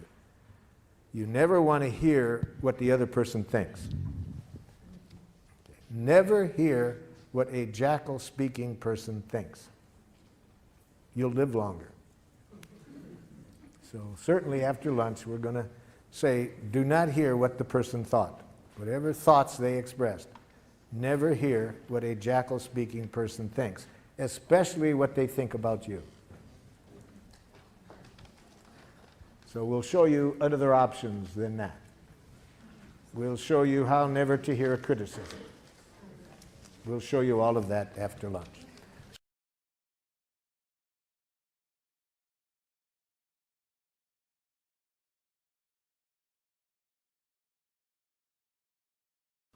See, there's only two things that human beings are ever saying: please and thank you. See, that's all human beings are ever saying.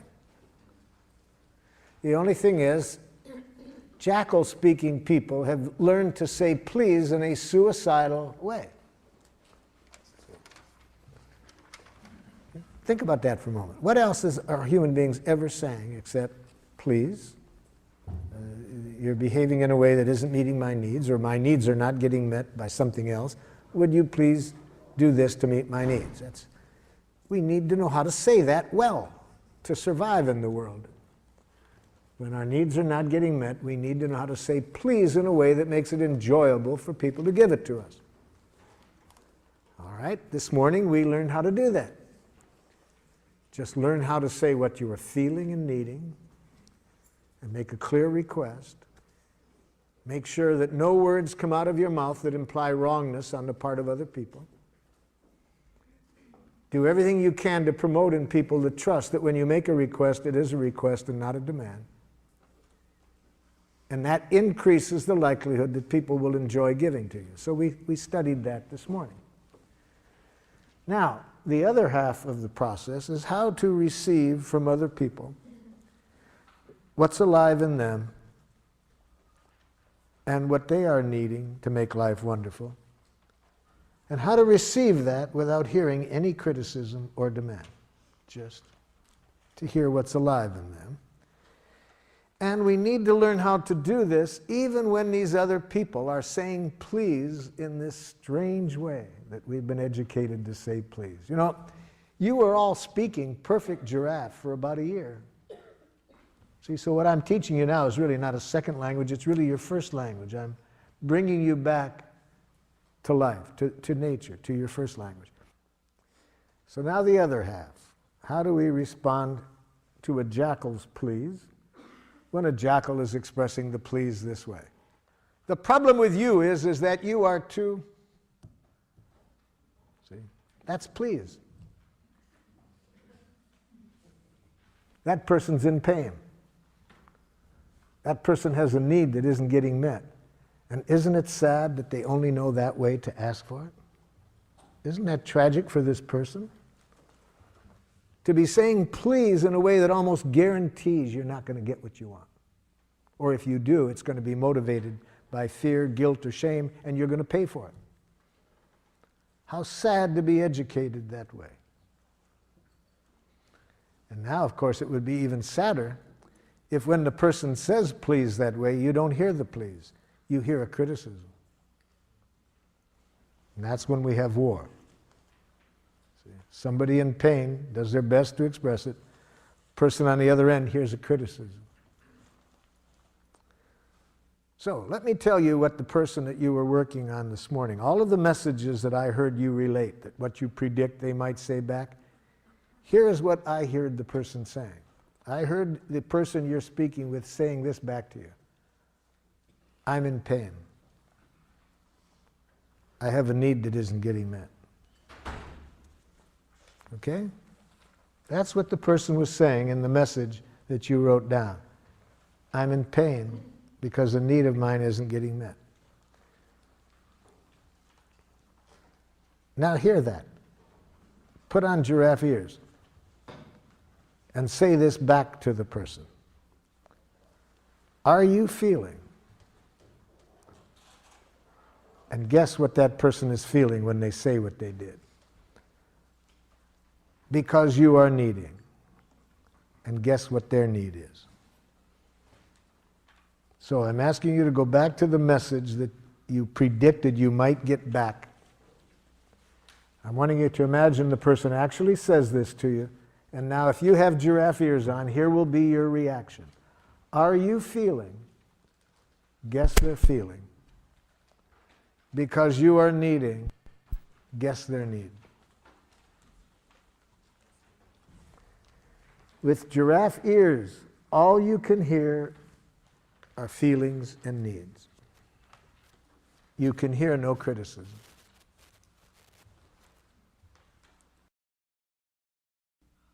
A number of years ago, I was working with a group of women in religious life, and they had a conflict for some 15 months that was creating great pain within their community, and they asked me to help them resolve this.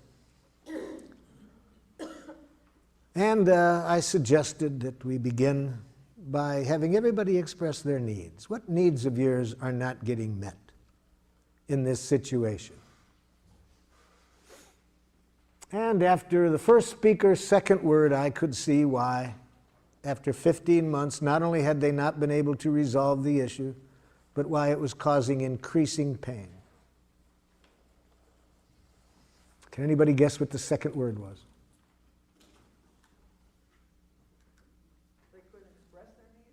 But what was the second word?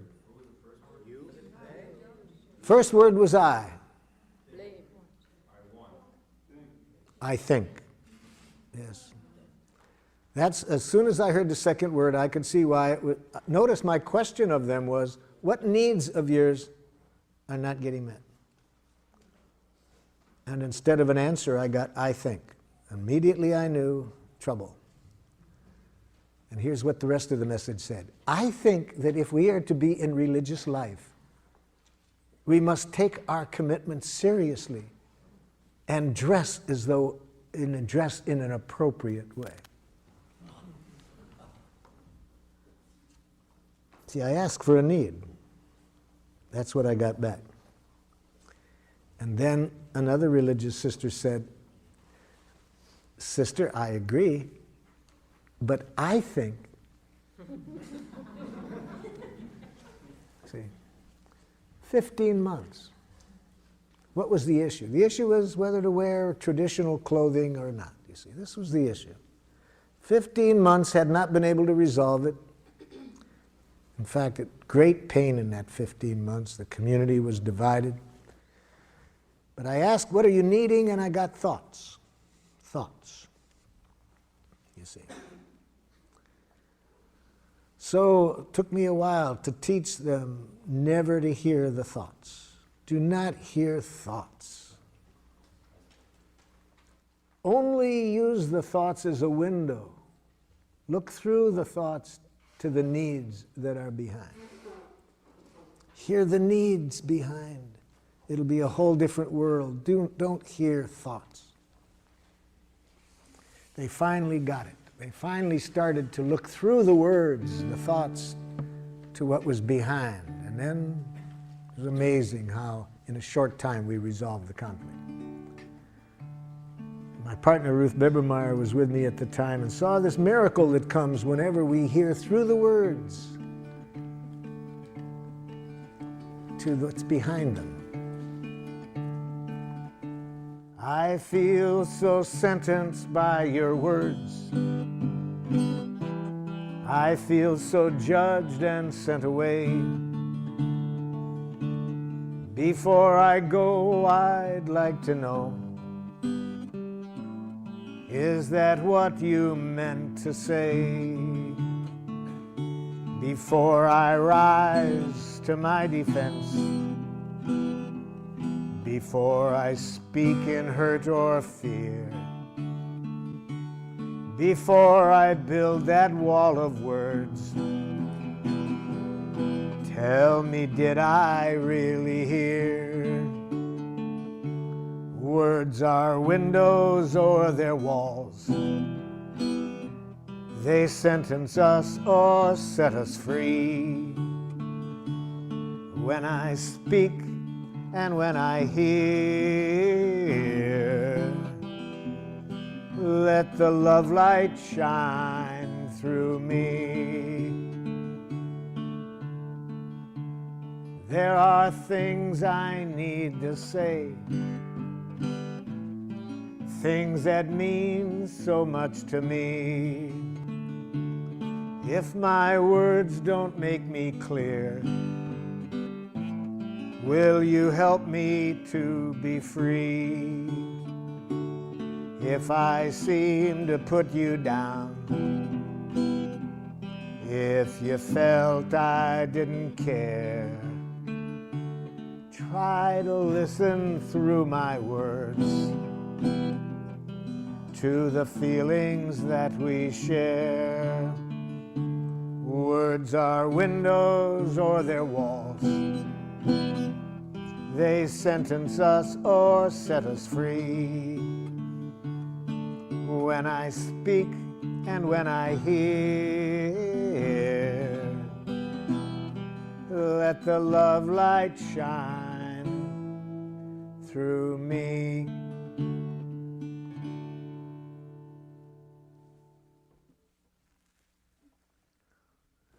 So, with your giraffe ears on, you hear the feelings behind the words.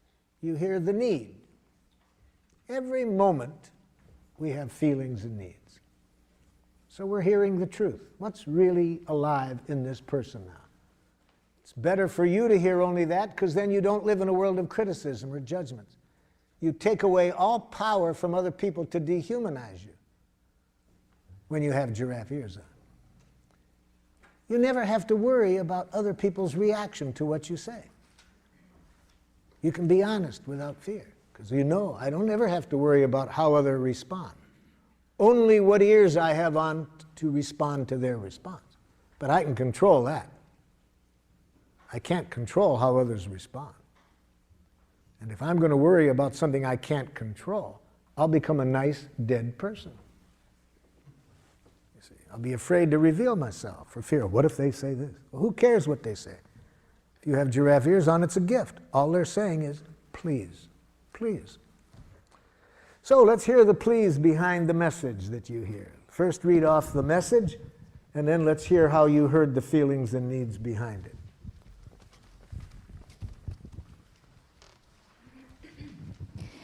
What I expect my daughter would say was, I can't control myself when I'm so angry. I can't control myself when I'm so angry.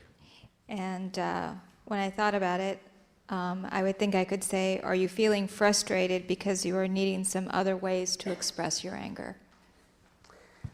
That's what I ask you to do, to try to hear the feelings and needs. And even if that's not accurate, notice what it does, even if it's wrong. It demonstrates a value. It demonstrates that you value what's alive in that person. That you're taking the time to try to connect with what's alive in that person. When people trust that that's what's interesting to you, already we can solve anything, you see. What makes it hard to resolve things is when people feel the other person is only interested in winning. They don't care about me. They're just out to show me that I shouldn't do this.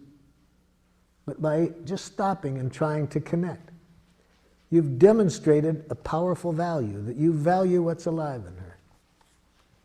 Okay? Another one. Yes? Related to my son, are you feeling distressed, confused, because you are needing help? That's the idea. Again, even if it's not accurate, it gives notice, even if it's not accurate, it brings the other person's attention to their needs. Gives them a chance to correct it.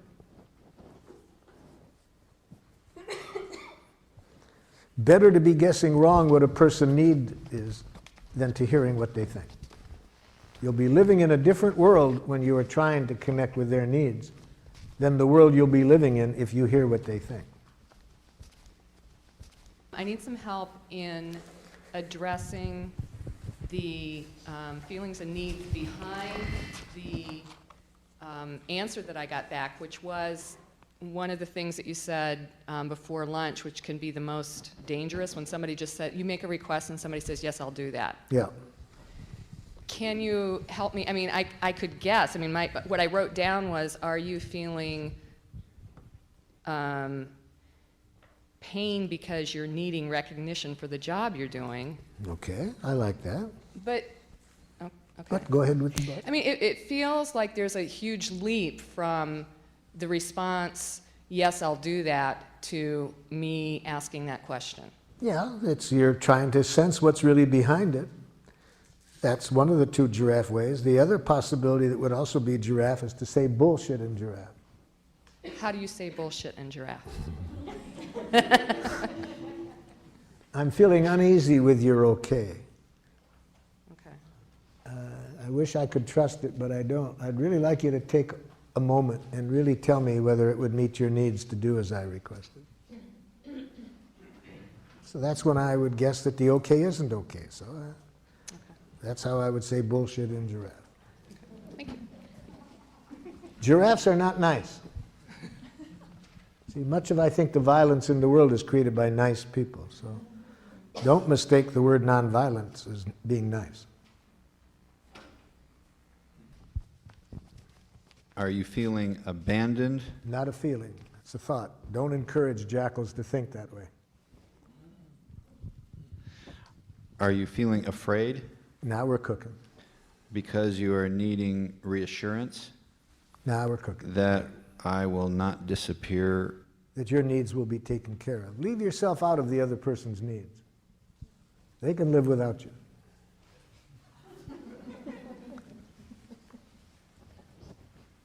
All of their needs can be met without you. How could I satisfy your needs? That is a valid question. How could I satisfy your needs? That's a jackal question. That kind of question, if the other person is smart, they'll take the Fifth Amendment. Yeah. This was an answer to when my daughter said, "You sound like you're reading from a book." You sound like you're reading from a book. And I say, are you feeling scared, separate, or alienated? And are you needing to be responded to in a genuine, heartfelt way? Yes, but you're doing it again when you do that.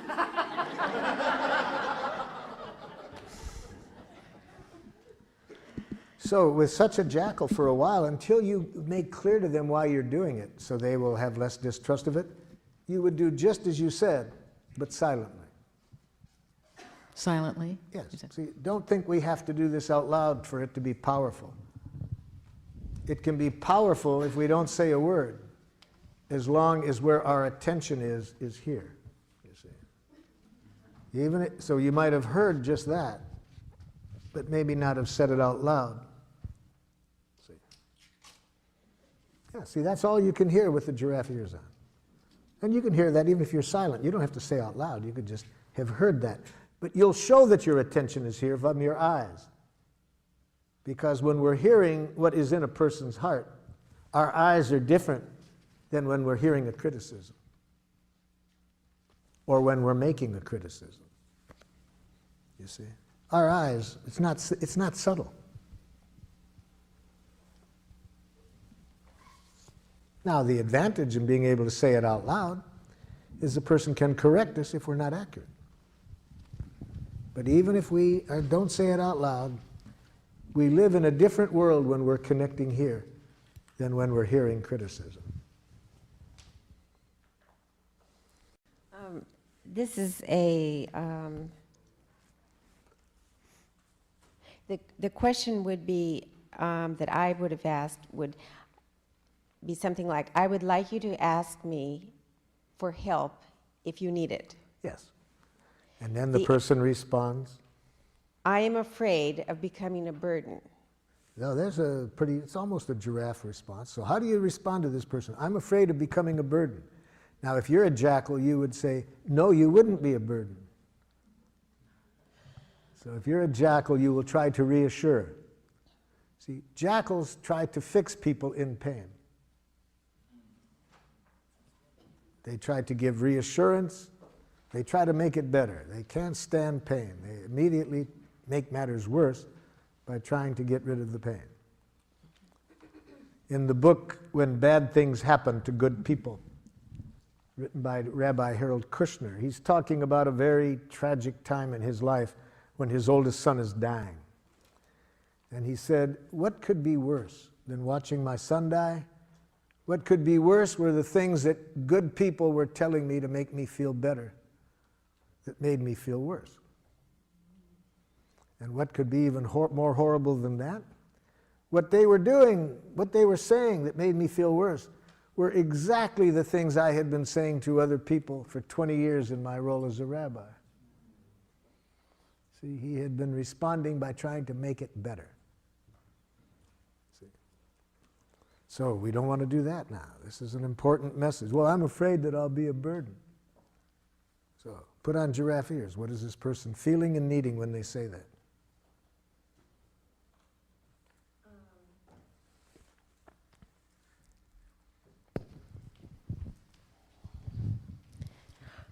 Are you feeling Afraid? They've already told you the feeling. That's easy. So the afraid. Are you? So you're feeling afraid because why? Why are they afraid? that you don't trust my offer to help? Now put that in a need. You need some reassurance. That I'll really be there? No. I need reassurance that if you're there, you're doing it for you and not for me. See, they want to be sure that if you're giving out of self-fullness, not selflessness. Now, what about if you're not 100%? Don't do it.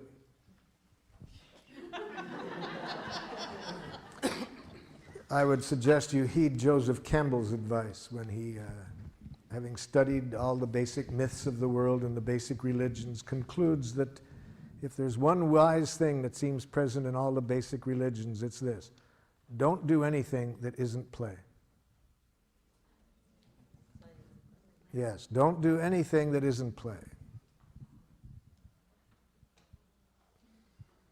And it'll be play if you're meeting your own needs. So don't do things for other people. Well, the only right way is Hold your it, way. hold it, hold it, hold it. Your ears just dropped off. Put your ears back on, because if your ears are on, you will never hear the word right. It doesn't exist. If you hear that word, it's going to be toxic. Never hear another person telling you what's right. It's not good for them, it's not good for you. Right. I understand. Okay, so just hear feelings and needs.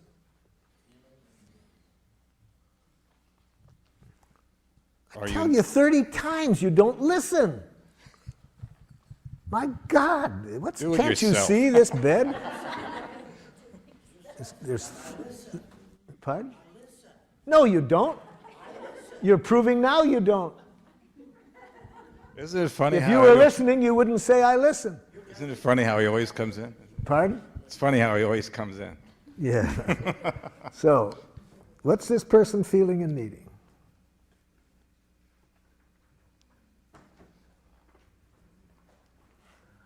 Let me help you out. Want me to help you out with this, Jackal? Let me put on some giraffe ears here. So, Jackal, is it that it's frustrating when you have a certain sense of order and you'd really like to have that order maintained in the house? Well, that's a part of it, but that's not the only thing. I've told him over and over again. Oh, so is it that you feel hurt because you have a need to feel like your needs matter? Yes. It's like this doesn't matter to him. He doesn't care. So what's really the pain for you in this is your need to feel like you matter, that your needs matter. Yes.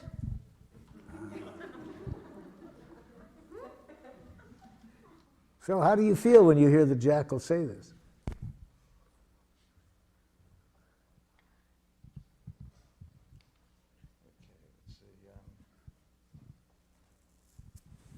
I'm feeling like I don't, well, that's not a feeling. I'm glad you're catching it. Feeling confused. Yeah? Feeling confused,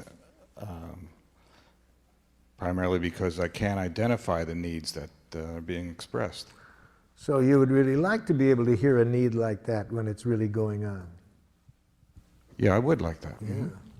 You don't act like you do. Hold it, Jackal. Hold it, Jackal. That isn't going to make it easier for him, Jackal. That isn't going to make it easier. So it's really painful for you. It's hard to believe that he cares enough to really matter. Yes, because I've told him over and over, so it's really for you an issue of whether your needs matter. Yes. I'm feeling that it's not so much the beds or the dishes, though. Feeling it's something else. I'm just telling you what it is. It's the general fear I have that my needs don't matter to you. How do you feel when the jackal tells you that? Still confused. What makes you confused about this? Because I don't know how to respond to those needs. What it would take is just empathy. If she could just feel the empathy that I just gave her. If you could just say, are you feeling in pain because you have the need for reassurance that your needs matter? Yes, yes. I've tried to tell you that for years. You don't listen. Now it comes in. I guess now I'm feeling sad because I'm not meeting the needs. Hold your sadness. She needs more empathy. See, this is what often happens. We get to our feelings too quickly. With my help, we just got started. This is not the end. There's a lot more pain in there that she needs empathy for before she can hear your sadness. So, Jackal, am I hearing you that for you the real painful issue here is not being confident that your needs matter? My needs have never mattered in any relationship, not in my family and not now. So what's real painful is for you to feel that your needs matter, and this has been going on a long time. Yes. Yes, I do everything I can. I've told him over and over again. So you do everything you know how, and when your needs still don't get responded to, it really hurts. Yes. Now, see, it hasn't been easy for me to give this jackal empathy. I was wanting to jump in and educate her, but the way you're asking for it, Jackal, I think is going to make it hard for people to give it to you, see? I've wanted to say that almost every time. So I had to take a deep breath and realize empathic connection before education.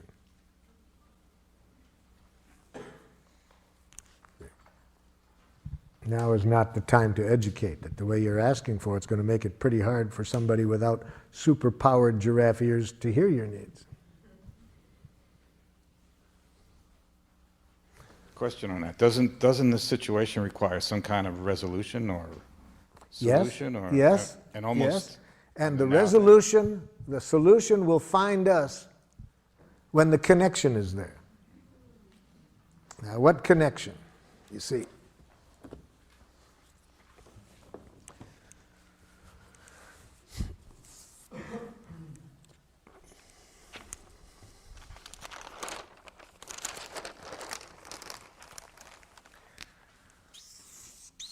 here's your wife's needs. Here's your needs.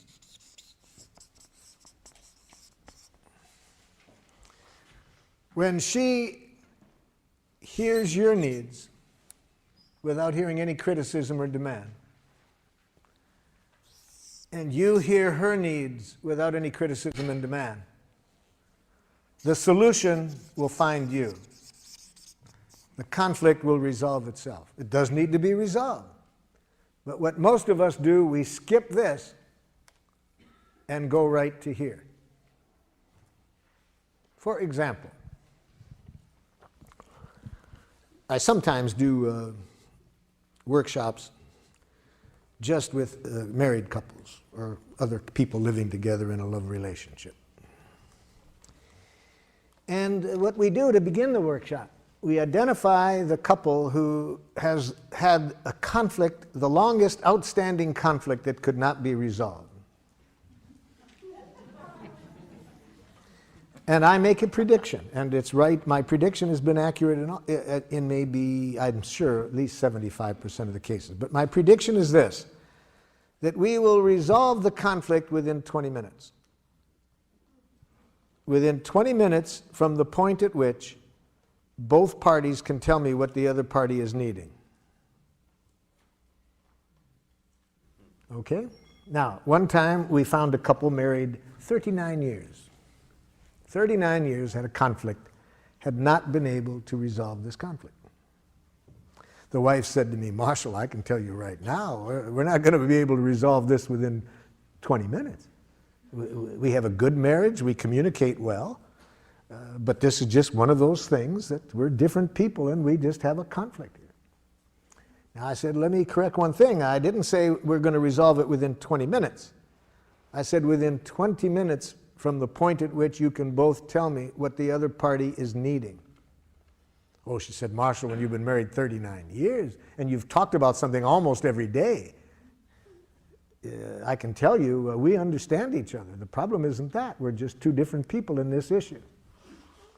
Well, I said, I've been wrong before. I can sure be wrong this time, but let's see. We'll find out within 20 minutes. So first, tell me what his needs are in this situation. He doesn't want me to spend any money. He responds immediately, that's ridiculous. 39 years of communication.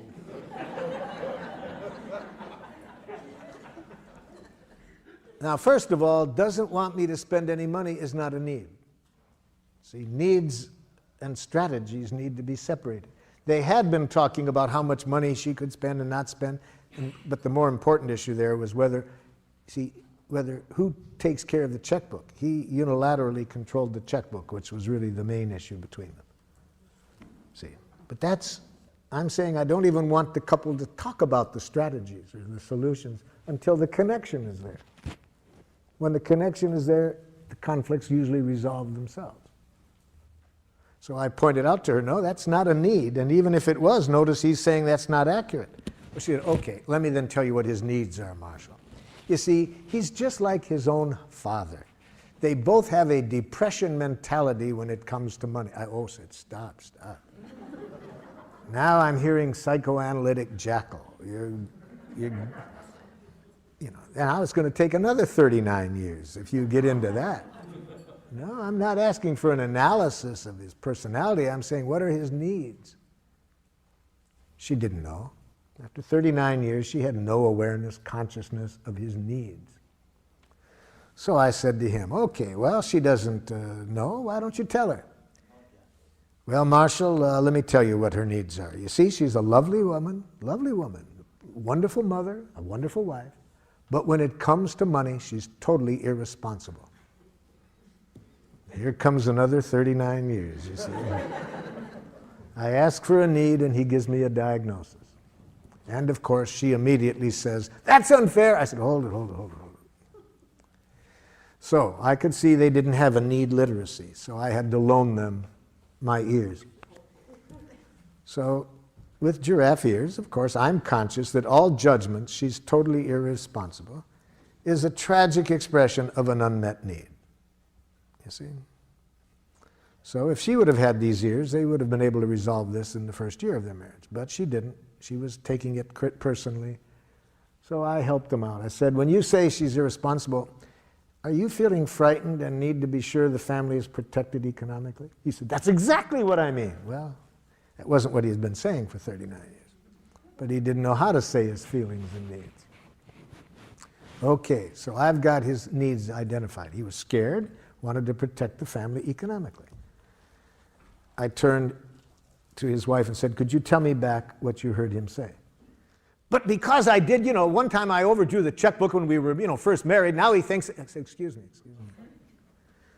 Notice what the first word that she said was, but.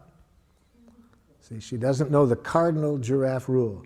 Never put your butt in the face of an angry person.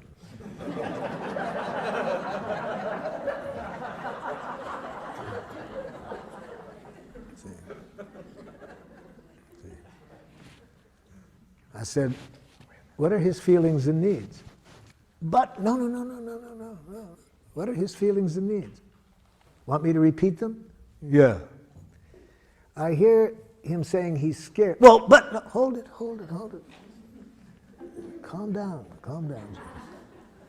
Hear his feelings and needs. See, but after 39 years of enemy image, it's not easy for somebody to shift these images, you see.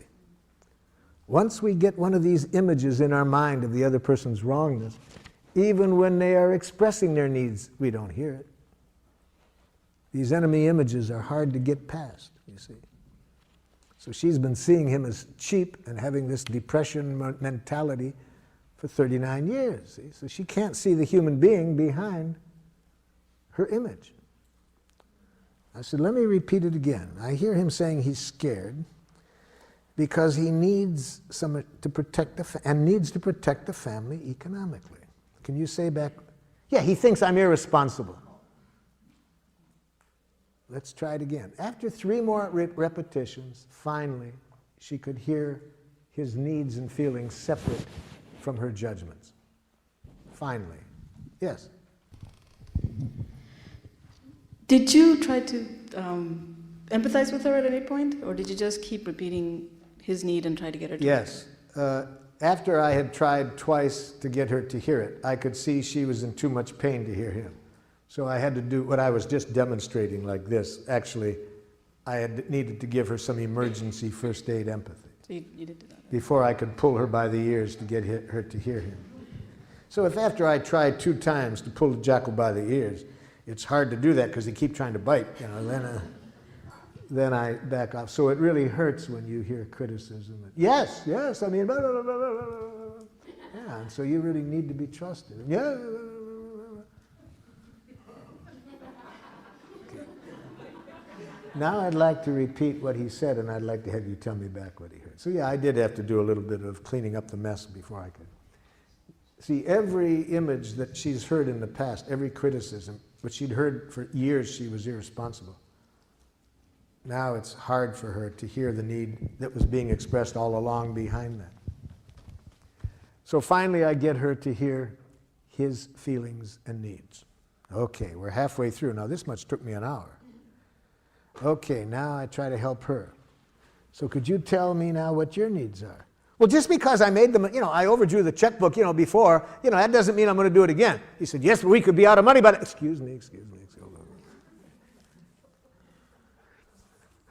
So, you're really frustrated, and if I hear you correctly, you have a need for some trust that you can learn how to handle money. Yes. Okay. Husband, could you tell me back? Yeah, and we'll be out of money by then. Excuse me.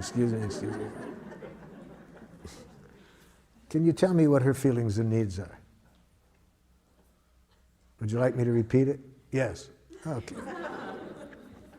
About 3 more repetitions, he hears her. It didn't take 20 minutes to resolve it at that point, you see.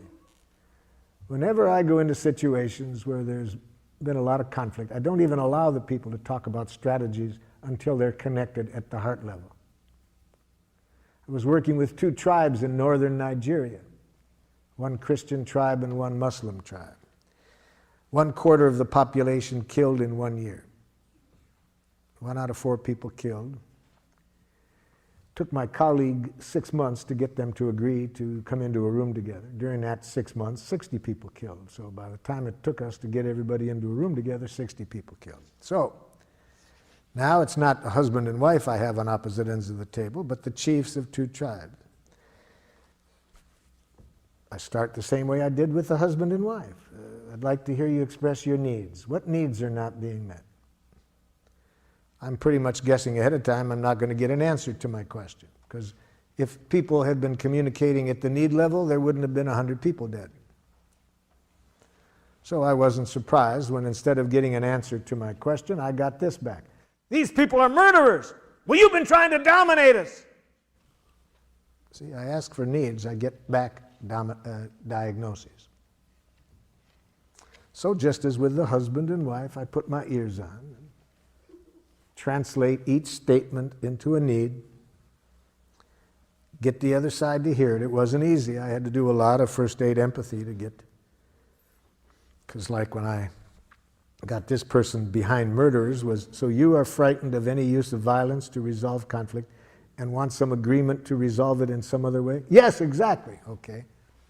Could you say back what you heard? Then why did you kill my child? So it wasn't too easy. But anyway, it took about an hour again for me to get one need expressed, one need heard, one need expressed, one need heard. And one of the chiefs who hadn't spoken yet said to me, if we know how to communicate this way, we won't have to kill each other. See, it just took 1 hour to see that if they can just stay connected at the heart level, nobody has to die. There's plenty of resources for getting everybody's needs met. But we lose that when we get up into our head and start to analyze wrongness. Yes? But does this need understanding develop into a, well, sort of a, not necessarily a give and take, but where one person would give in to the other person's need? No compromising in Giraffe. Not necessary to compromise. Everybody's needs can get met. Nobody has to give in. Nobody has to give anything up. Because I agree with you, I have to say, and especially when it comes to doing things for other people, because my theory is that if I do something for someone else, that gives a person power over me. Well, whereas if I do would it put for it this myself, way. If you do anything that involves giving in, both people pay for it. Nothing has been resolved. It's going to create problems. So is there a needs dialogue or needs literacy you mentioned that I have understanding what they are? need literacy in my book. And if you want to develop your need literacy, I suggest you do the following activity. First, identify your most frequently used jackals, the ones you use the most, and next, the ones you're the most afraid of. Do it this way. First, on a list, make a list of how you talk to yourself when you're less than perfect. And those of you over here who said you were perfect, you'll have to skip this part of it. But for those of you who aren't perfect, make a list of how are you most likely to speak to yourself when you're less than perfect. So that's Jackal list number 1. Next, make a second list. What are the Jackal messages that go on in you when you are angry at others? So when you're judging others and are angry, what are you most likely to be saying to yourself or out loud about the other person? So that's Jackal list number 2. Jackal list number 3. List those things that when other people say it, at the moment you respond to defensively or aggressively. And put on that list things that you have been so afraid that people might think it of you, that you've become a nice dead person to avoid it. So in other words, put into that list not only what people have said that got you defensive, but things you're scared of they might say. Okay, now do this exercise to build your need literacy. Go back over that first list where what you say to yourself when you're less than perfect. Now, for each judgment, think of what might have been the stimulus for it. See, you've got to relate each of these to a specific context. So, say to yourself, let's say the first thing is you have on your list number 1, what a dumb thing to do. Okay.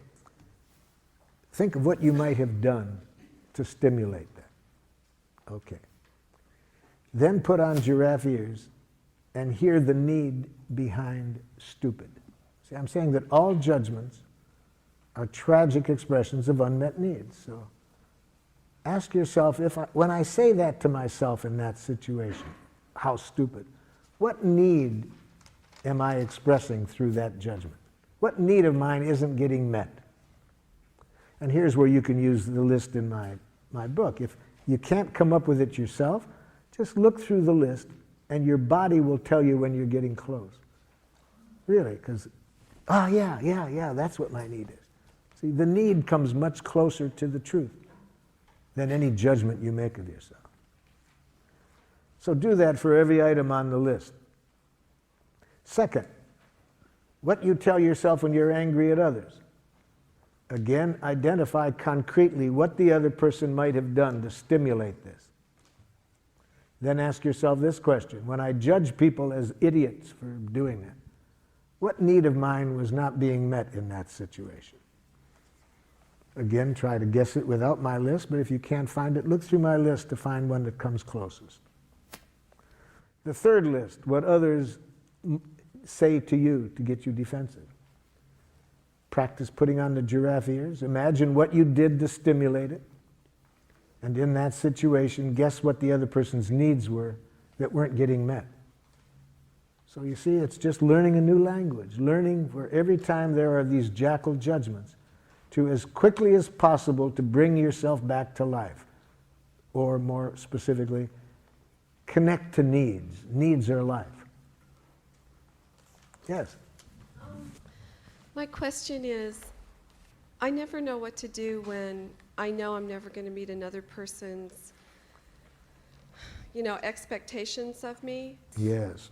Well, first of all, never hear an expectation. That's thoughts. Expectations are thoughts. Don't hear it.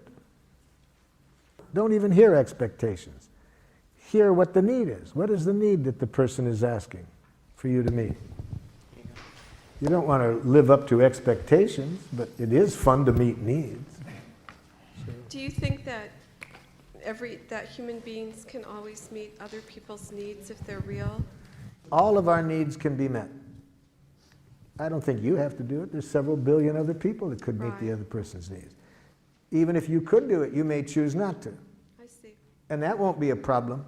The other person can hear a no if they first feel empathy for their feelings and needs.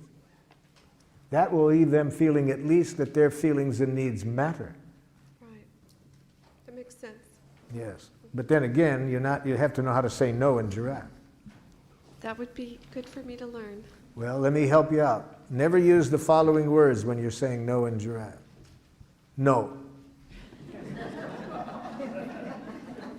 I can't. I don't want to. I don't have time. It's not possible.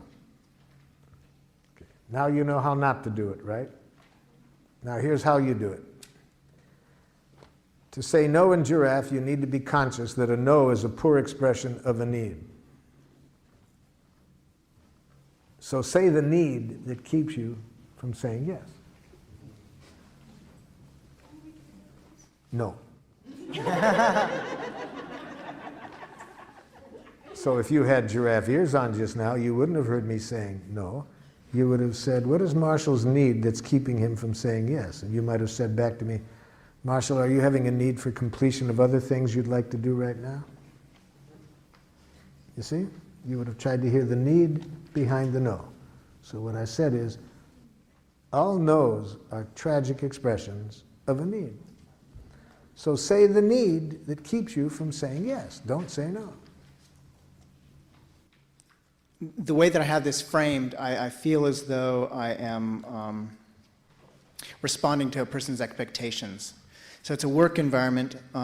Are you feeling afraid of being held responsible for the quality and quantity of the work that I'm doing? And this is to a supervisor. Are you feeling scared and need to protect yourself? That might be the need that I hear you guessing. Are you feeling scared and need to protect yourself in this matter? I guess when I hear that, I feel afraid because I'm inferring that there's a danger and that they have a fear of some danger. If this is what you're guessing is alive in them, you're not saying it's right. See, we never say you are feeling. We always say, are you feeling? We may be wrong, but we're trying to get clear what's going on in this person. Are you feeling afraid and need to protect yourself? And taking the my performance part out of it. You're Yes, saying take yes. the me out of the Yes. Just giraffe try to ears. hear the feelings and needs without you.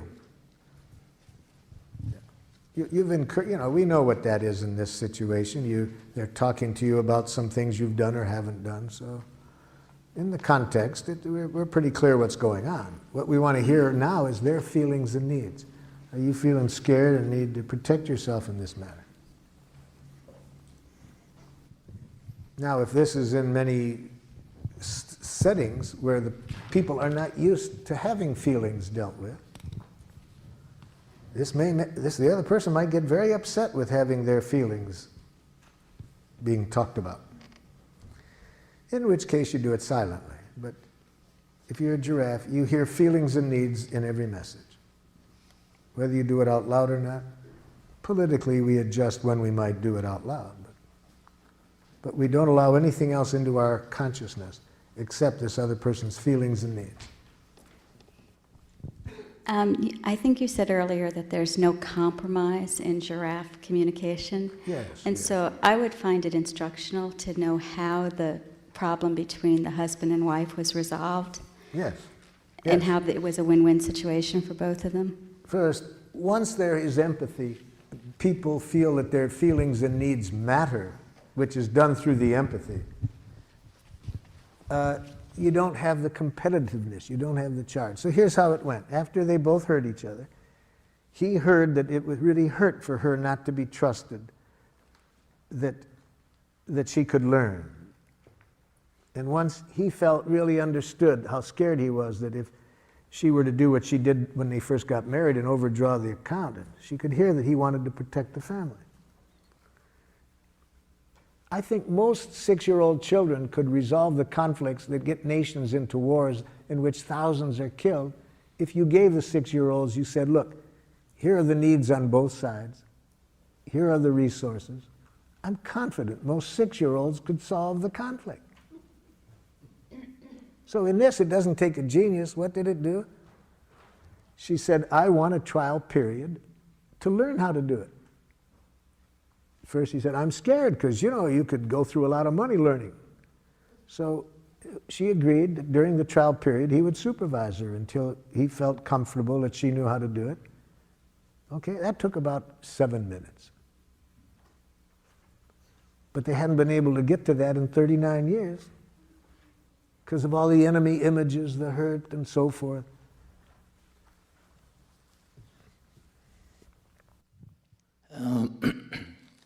How do you deal with a situation when you have similar needs and you attempt to express them to each other and you sense as the emotions build up because of apparent competitive edge working that our mutual needs are not being heard by either of the jackals? Then you either need to get a third party to give both of them the empathy they need to hear each other. So if the two people are in pain, they don't know how to give themselves enough empathy to be able to hear the other side, then you need to get a third party to give the empathy of each of them so that they can then hear each other. And that third party should be together with these two individuals or separately? There's different ways to do that. They're together, there's some advantages. But it could be that to give empathy to both sides separately and then help each side to hear the other side and then bring them together. Mm-hmm.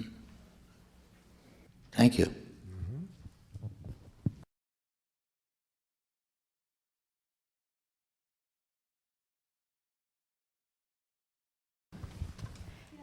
This morning you made a reference to giraffe mourning and that there's a different way of saying you're sorry to someone, and I wanted to hear what that was. Okay, let's real quick look at what I mean by giraffe mourning. Think of something you did that you wished you hadn't done. And recall as best you can how you talked to yourself when you said it, or did it, whatever you did. So, what did you do that you wished you hadn't done after you had done it? And give me a sample of what you said to yourself when you did it. You have one in mind?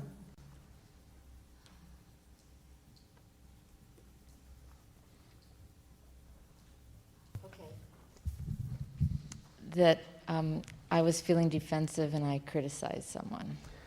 So, what you did is you said some things to another person that you wished you hadn't done. Right. Okay, and what did you say to yourself when you did that? Well, usually in the moment I feel, defensive of myself. No, I want to concretely know, for this exercise, I need to know concretely what you say to yourself when you behave in a way you don't like. This is very important to answer your question about giraffe morning. It's very important to identify what your inner educator is saying to you. See, all of us have an inner educator whose function it is to educate us when we are less than perfect. Now, most of us made the mistake of sending our inner educator off to a brutal Jackal academy for inner educators. And so it's important to be conscious of how our inner educator talks to us. So that's what I'm asking you. When you said what you did to your husband, what did your inner educator, how did your inner educator try to educate you? It said what to you about what you had done? In the moment or later? Either one. Well, the point when I start to feel regret or sorry Yeah. is later. Which at any point, what did you say to yourself about what you had done? Okay. I said, I'm a bad person. Now that's enough, you see. See, your inner educator tries to educate you through penitence, through making you hate yourself for what you've done. It uses language that implies there's such a thing as a bad person. All right. Now, if you apologize out of that energy, that's Jackal. Any apology that comes out of thinking you did something wrong is not going to be good for you or the other person. You with me so far? Well, I know it feels bad. Yeah, it feels bad. And I really want you to feel bad in this situation, but I want you to feel a sweet bad. A sweet bad that will help you learn from this without hating yourself. When you have a thought in your head that you're a bad person, that's ugly bad. That's a punitive bad. That'll first of all make it hard to learn. And even if you do learn, it's out of self-hatred. So whatever changes you make are at great cost. So that's your inner educator. That was your inner educator speaking to you when it said you're a bad person. Now, we've been learning today that all judgments are expressions of needs, right? So your inner educator means well. It really means well. It wants you to learn from this in a way that will serve life. It means well, it's just its language that sucks. Okay? So we don't want to hear what the inner educator thinks about us. We want to hear the need that isn't getting met, that it's trying to call to our attention. So what need is your inner educator trying to bring to your attention that you didn't meet by how you behaved?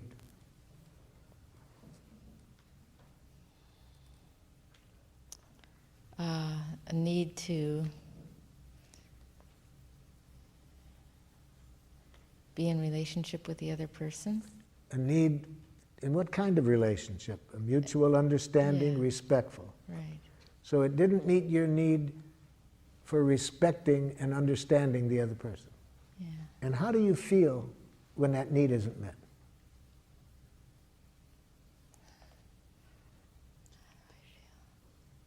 Guilty.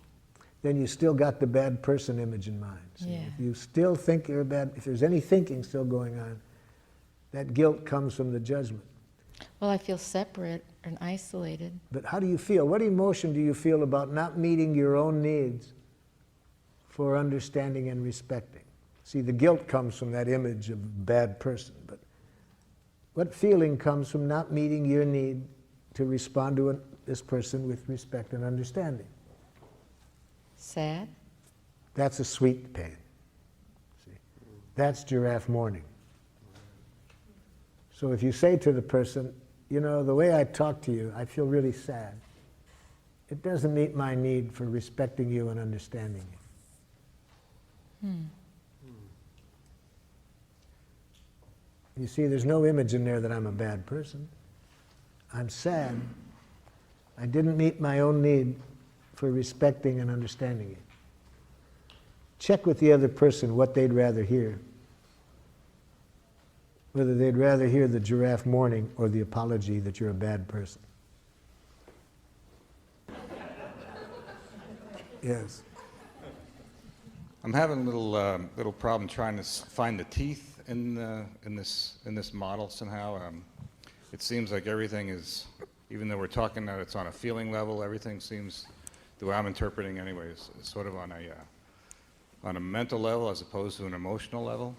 And I guess I operate a lot from my gut, and I'm trying to get down to that somehow. So I need some help with it. Basically, tell me how I would be able to use this technique in my daily life, and to make it so that it's natural. You know, it's not natural for me to operate this way. And The first thing I would recommend to you is change the word natural to habitual. Change the word natural to habitual. I think this process is natural, more natural than the way you were trained to think. So Gandhi says it's very dangerous to mix up the words natural and habitual. He says we have been trained to be quite habitual at communicating in ways that are quite unnatural. So I can't think of a more natural way to communicate than to talk about what's alive in us, just what we're feeling and needing. But when you feel like saying, if I feel like saying no seems okay to me. But what you were saying before is that. What do you mean by okay? It's okay to say no. What do you mean by what do I mean? You know, we can go back and forth. Pardon? We can go back and forth by asking each other. So let what me we be mean more about specific. When you say no, I predict that by saying no, more often than you would like, the other person is going to react to you in a way that isn't in your best interest. But if you say the need behind the no, that's less likely to happen. So then, if I understand what you're saying, the idea is to communicate in a way that the other person would communicate back to you so that it's in my best interest? I'm saying the purpose of this process is to get everybody's needs met, and that the needs are met by people giving willingly, not out of any coercive motivation. And I'm saying that when you say no, it gets in the way of the likelihood that everybody's needs are going to end up getting met. If you say the need that keeps you from saying yes, I predict there's more likelihood that everybody's needs will end up getting met. So it's just if I understand what you're saying just express your needs without saying the no. But I'm saying the need is a clearer expression of what you're trying to say than no. You get clearer, more connected to life when you say the need that keeps you from saying yes than just saying no. And it's less likely to be interpreted as a rejection, as you being defensive. Just say the no by itself, I predict, is more likely to get you interpretations that aren't in your best interest. Sometimes when I don't hear a no, I look at it as being sort of a passive-aggressive response to something that I might want. Someone, let's say if I make an appointment with somebody, and instead of them saying no, they just don't show up.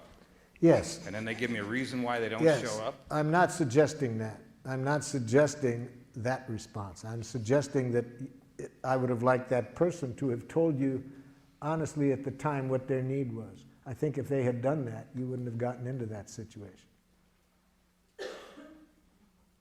They said a yes that wasn't so. Some people won't say, I'm afraid.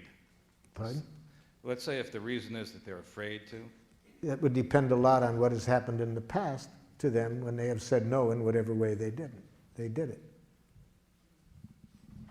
If they have not enjoyed very empathic responses to it in the past, then they're probably afraid to be honest about it now. I see the value in all of this. Yeah. I really do. I guess it's the idea that it's a touchy-feely type of thing that I'm not used to working around. What you're trying to figure out, if I'm understanding, is how to really put this into an idiom that you can use daily and feels comfortable to you. That's one way of putting it. Yeah. And so in our training, we first show people how to develop the literacy and then how to put it into their regular language. I had a student traveling with me, and he wanted to give me a gratitude, okay? and he liked something I did. I was really working a group hard.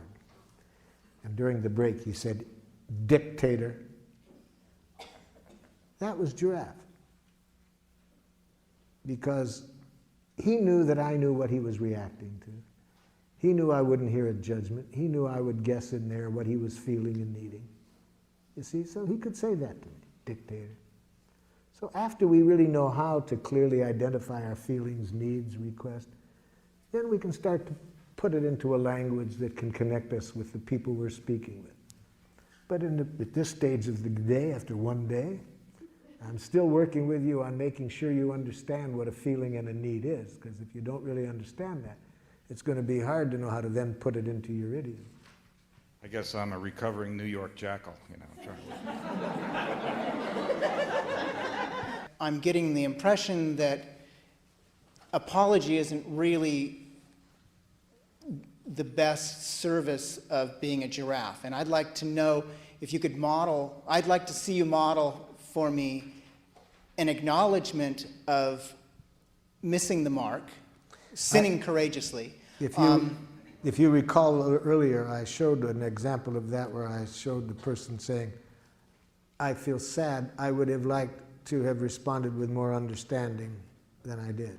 So you're not using the word "I'm sorry," you're saying "I'm sad," you're telling your It's feelings. not so much the word "I'm sorry." What we shifted from was thinking that I did something wrong, that it was bad. It's that thinking that is the problem. And the "I'm sorry" follows from that thinking. So it's not just that I don't say "I'm sorry," I say "I'm sad." If I'm sad. See, the word "I'm sorry" means almost nothing. Right, people can say that and not feel anything. It's this, you say that to buy forgiveness. So if I'm feeling sad, I say that. I'm feeling sad. I would have liked to have been more aware of your needs, for example, where I didn't take the person's needs into consideration. But I don't say, "I'm sorry, that was inconsiderate of me." There's no self-blame. I didn't do anything wrong. There is no such thing as doing anything wrong. What I did was not in harmony with my needs. I want to mourn that. I'm sad. I would have liked to have been more aware of your needs. Something like that. Does that give you the example? Very much so, thank you. Yeah. I have a question over Yes? here to your left. I have a situation with my intimate partner that many times we get together and we argue a lot. And I have this need that you were saying earlier is inappropriate, that I want her to be happy. I didn't say it was inappropriate. I said it was undoable. Okay, right. That's what she keeps telling me. But if you're going to tell me to be happy, tell me the action to get there. That I can do. If you tell me an action that you predict that if I do that, I'll be happy at the end, it would be helpful. Tell me the action. Don't just tell me be happy. Don't tell me to have confidence in myself. Tell me what you would like me to do to feel that confidence.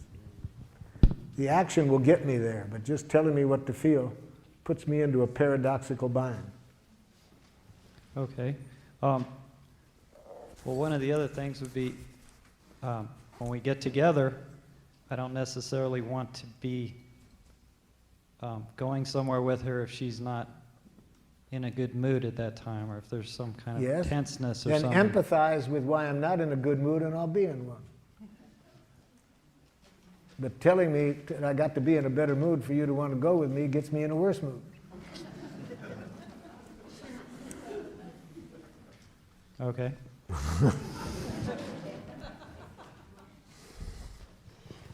I'm wondering if there's sometimes when it's over here, it's I'm feeling some anxiety about a trip I'm planning to visit my mother soon, and we have a dynamic where she really wants to help me figure out every detail of what I'm doing during my stay, and I like to be left So alone. let me show you how to do it.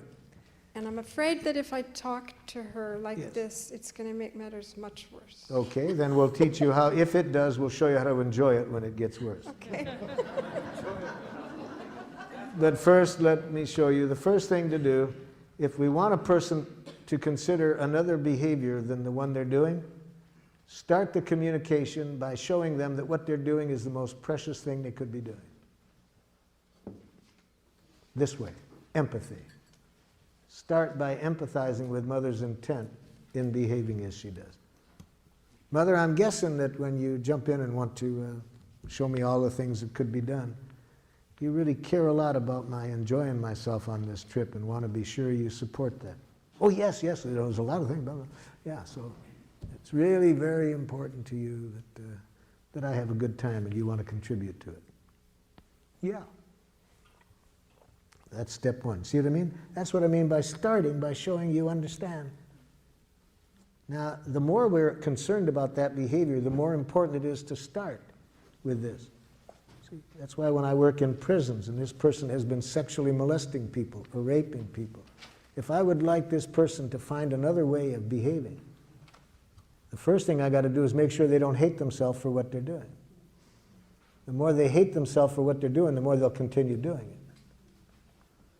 So I start by empathizing with what their needs are in doing it. Okay, so you got that step.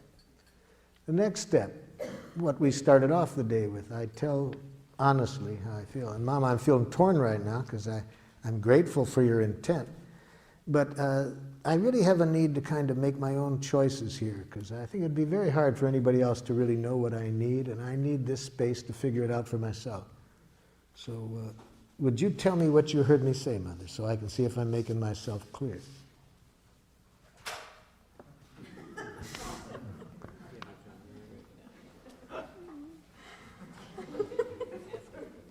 So now I know Mother didn't hear me. Now I know Mother didn't hear my needs. She probably heard a rejection. She probably heard that she's not valued. But it's important that I not think that her reaction is because of what I said. If I express my feelings and needs, it would be impossible for a person to react this way if they heard it. They would have gotten a gift. They would have the eyes of a little child getting a gift from Santa Claus. That doesn't look like what Mother's looking like right now. So Mom, could you tell me what you just heard me say? You don't want me. So you heard it kind of as a rejection, Mother. Of course, how else could I have heard it? Well, thank you for telling me you heard it as a rejection, Mother. Notice I didn't say, that isn't what I said. See, if you want to have people understand you differently, never tell them, you're misunderstanding me. Never say, that isn't what I said. Say, thank you for telling me that's what you heard. I can see I didn't make myself clear. I'd like to try again, Mother. As I do value very much your offering to help, but I have a need to kind of get my own needs clear and structure my own time. Can you tell me what you hear me say? So you think I don't have any intelligence about helping you. Thank you for telling me that's what you're hearing, Mother. I'd like you to hear it differently. I'd like you just to hear my needs, that I have a real need to kind of sort things out for myself and structure my own time. Could you tell me what you heard? See, you have a need to kind of get clear for yourself what you want and to figure things out. Thank you, Mother. See how easy it is to get empathy from a jackal? Just about 3 ear pulls and I got it, right? Now there are some 8-pull jackals too, I know that. But I can tell from how sweet you are, your mother is a 3-pull jackal. Thank you.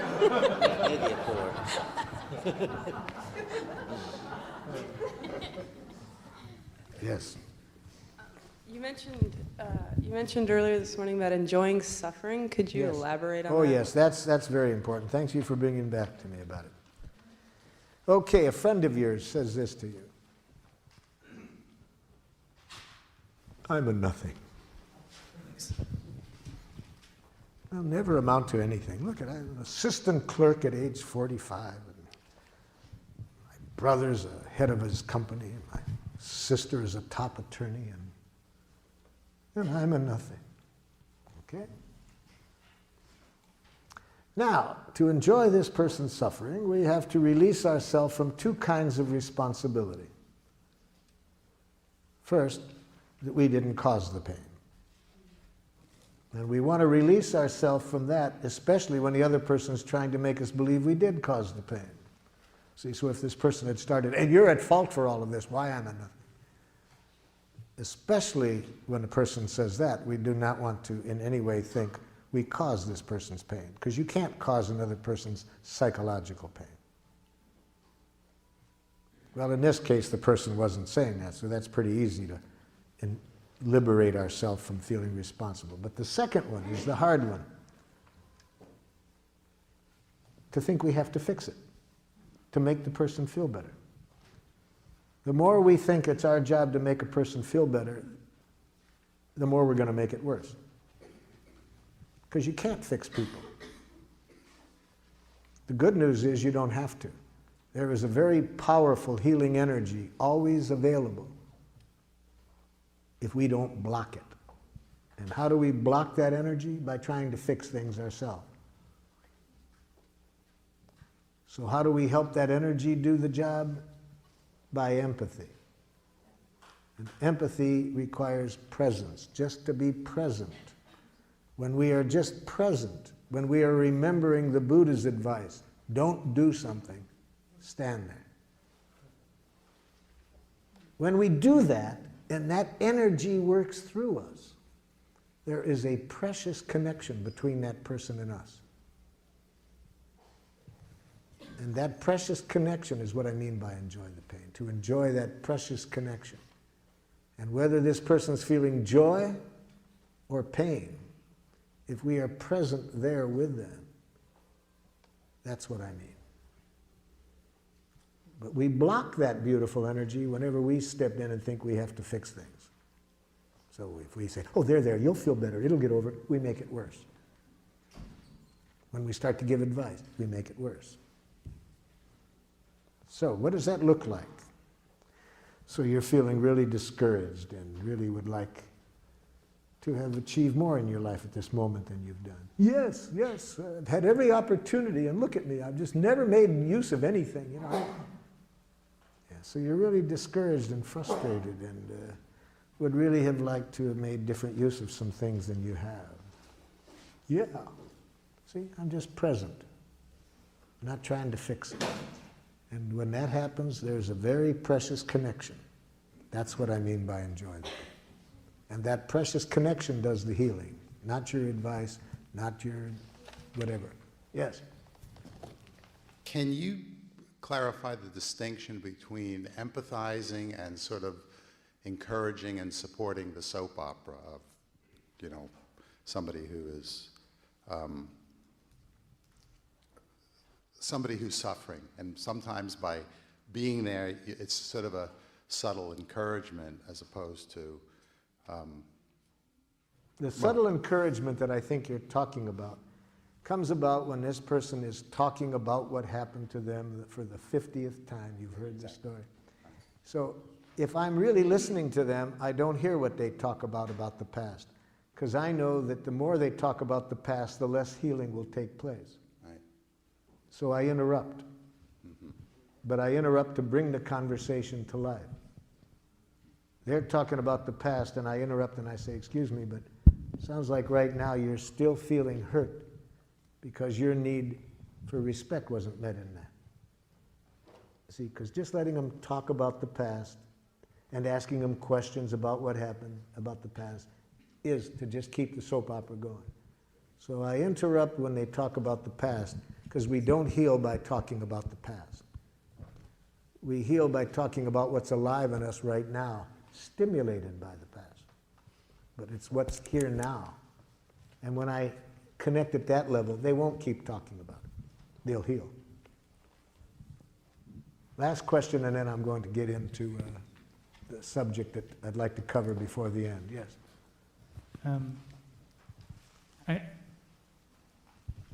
You talk about having, let's see, that someone else cannot cause our emotional pain. That's right. And I think about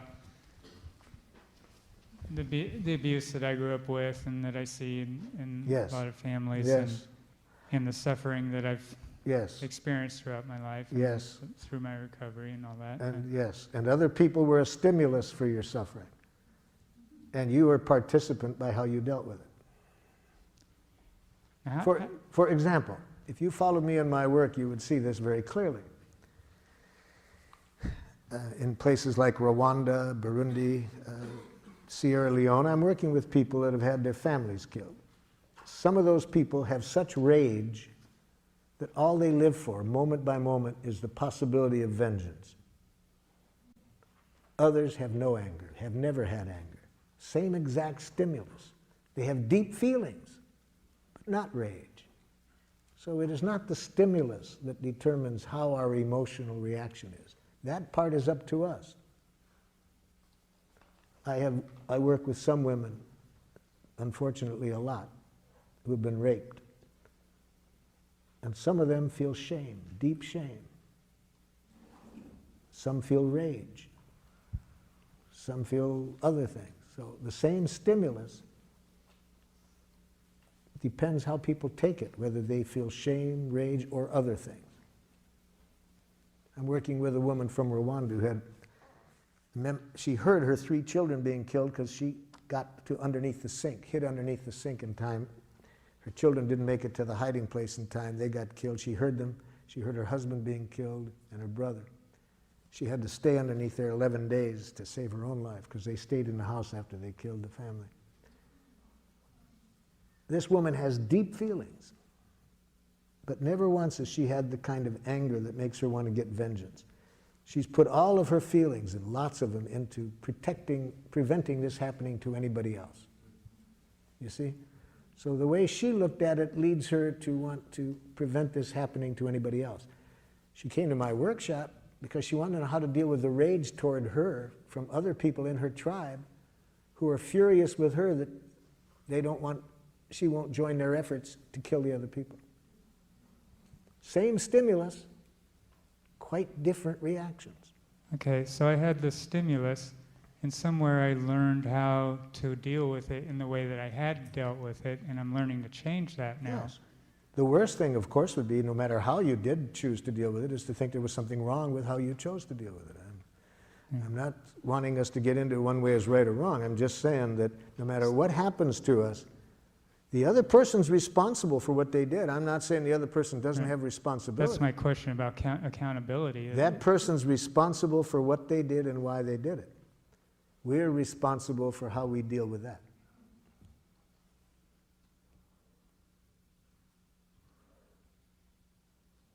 Okay? Let's get into I'm just wondering how a child becomes responsible. I mean, still, children. The first thing I do is I wouldn't want to teach the child the lesson I just taught you until I had given that child all the empathy that child needed, and I would guess it would be a lot. So I can see myself dealing with a long time of hearing this child's enormous pain as a result of this. But then, in the course of this, I would be seeing this child having some pain created by how they looked at it. So I would see that they're creating pain on top of pain by how they looked at it. So, after the child had all the empathy he or she needed, then I would do what I could to get them to see it in a way that wouldn't create unnecessary pain for themselves.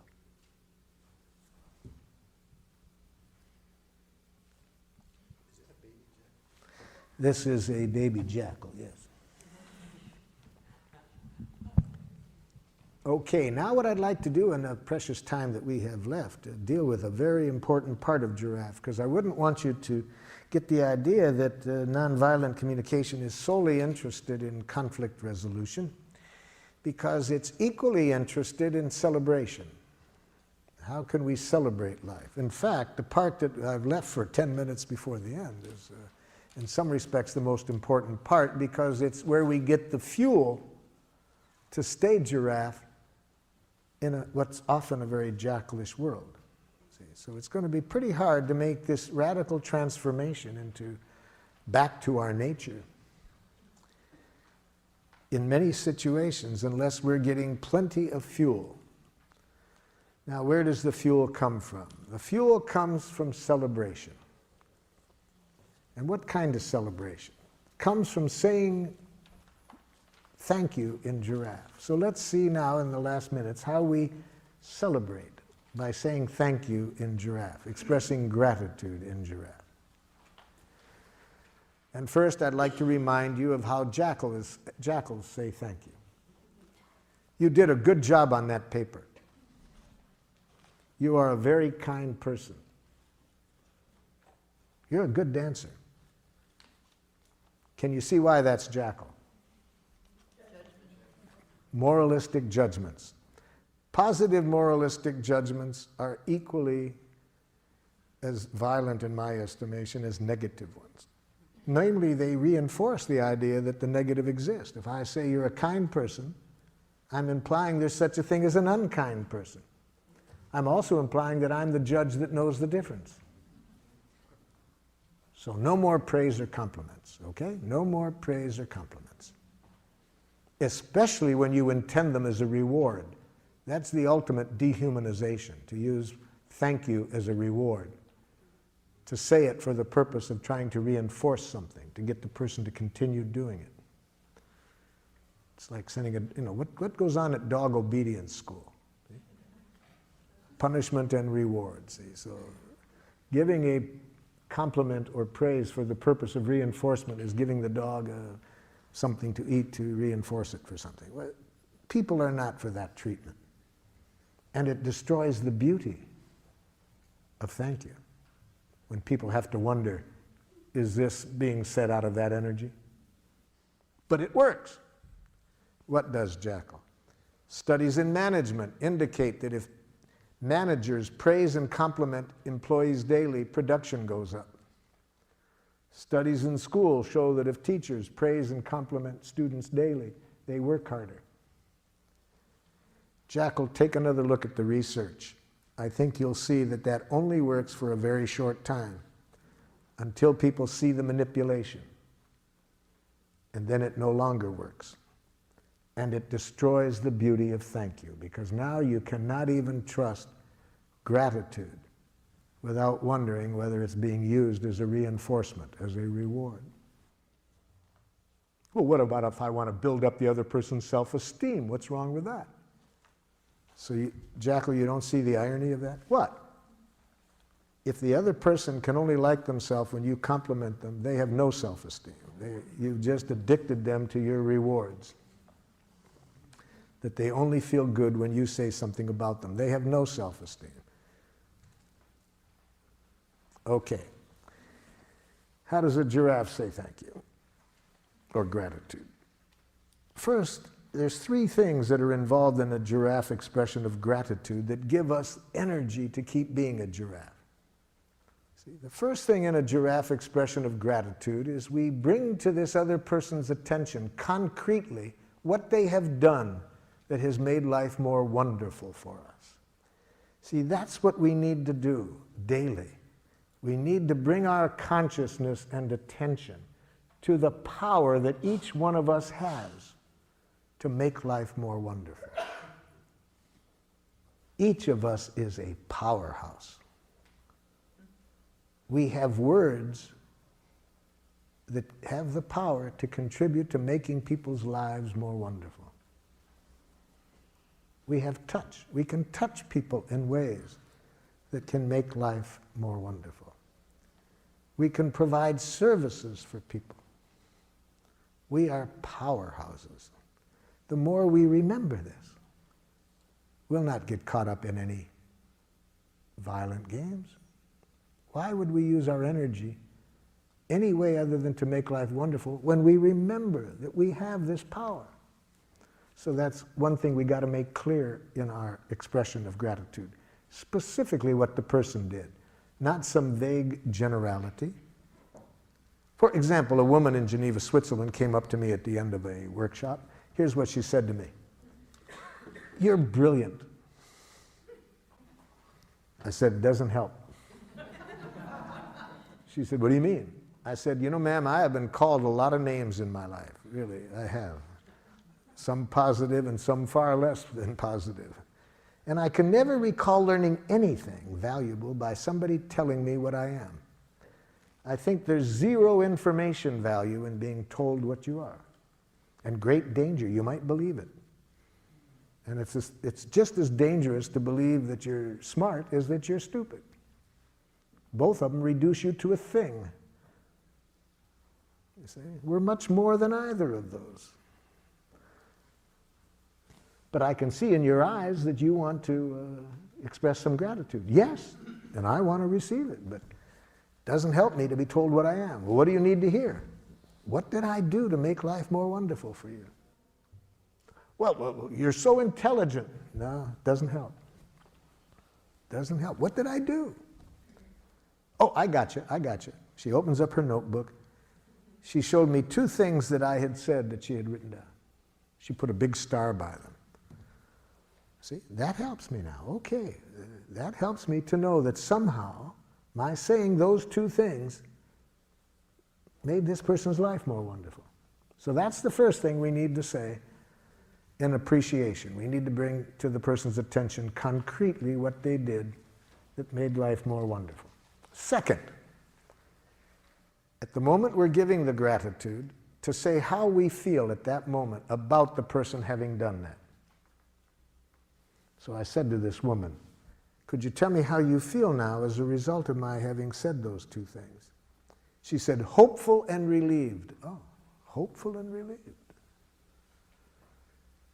That gives me much more than telling me what I am, that I'm brilliant.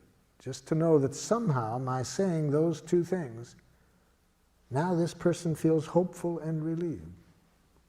Now when I hear the 3rd thing, I'll be able to really enjoy this gratitude.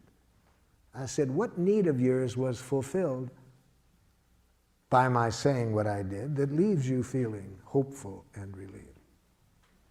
And that's the 3rd thing we need to see in a giraffe gratitude.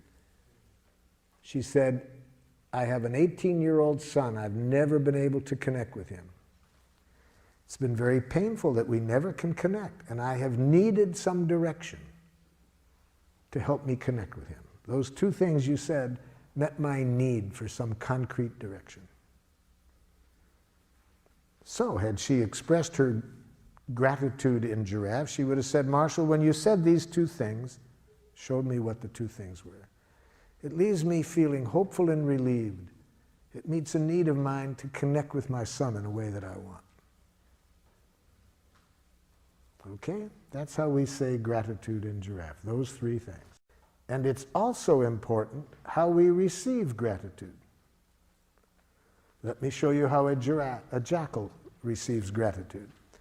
Jackal, when you offered to give me the ride just now over to where I'm going afterwards, I feel very grateful because I really have a need to spend more time with my family. And if I took the bus, I'd have an hour less time. It's nothing. De rien. See? If you want to terrorize a jackal, express love or appreciation to it. Really, if you really want to scare a jackal. I've never seen anything scare jackals speaking people more than sincere gratitude or love. Why do you get so nervous, jackal, when you hear it?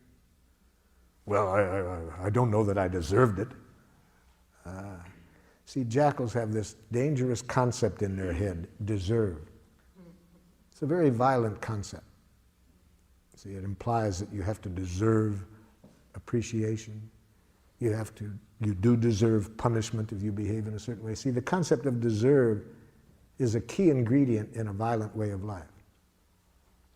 If you believe in deserve, you think certain things are worth things, and you'll set up a very destructive economic system. You'll set up a destructive correctional system. A very dangerous concept. Well, that's not the only reason. Why else do you get so scared when you hear gratitude, Jackal? What's wrong with being humble? So you want to have a need for humility? Yes. Well, you know, Jackal, there's different kinds of humility. I'm afraid that your kind is a jackal humility.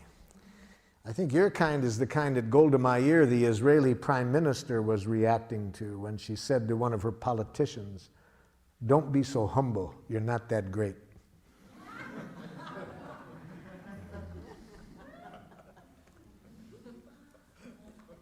But the main reason that I believe that gratitude is so scary for many of us to receive is beautifully and poetically written in A Course in Miracles, where they say it's our light, not our darkness, that scares us the most. See, having been educated in this jackal way to hate ourselves, to think there's something wrong with us, it's a big jump to really see what I was saying, that we have enormous power to make life wonderful. And there's nothing we enjoy doing more than exercising that power. That's unfortunately, a pretty big jump for us to come to, but we can come to it. So that's how we say gratitude: observation, feeling, and need. Same literacy. Make sure it's coming from the heart to celebrate, and never to praise, compliment, reward. So any last comments or questions before our time runs out? I'm grateful for all your time and attention.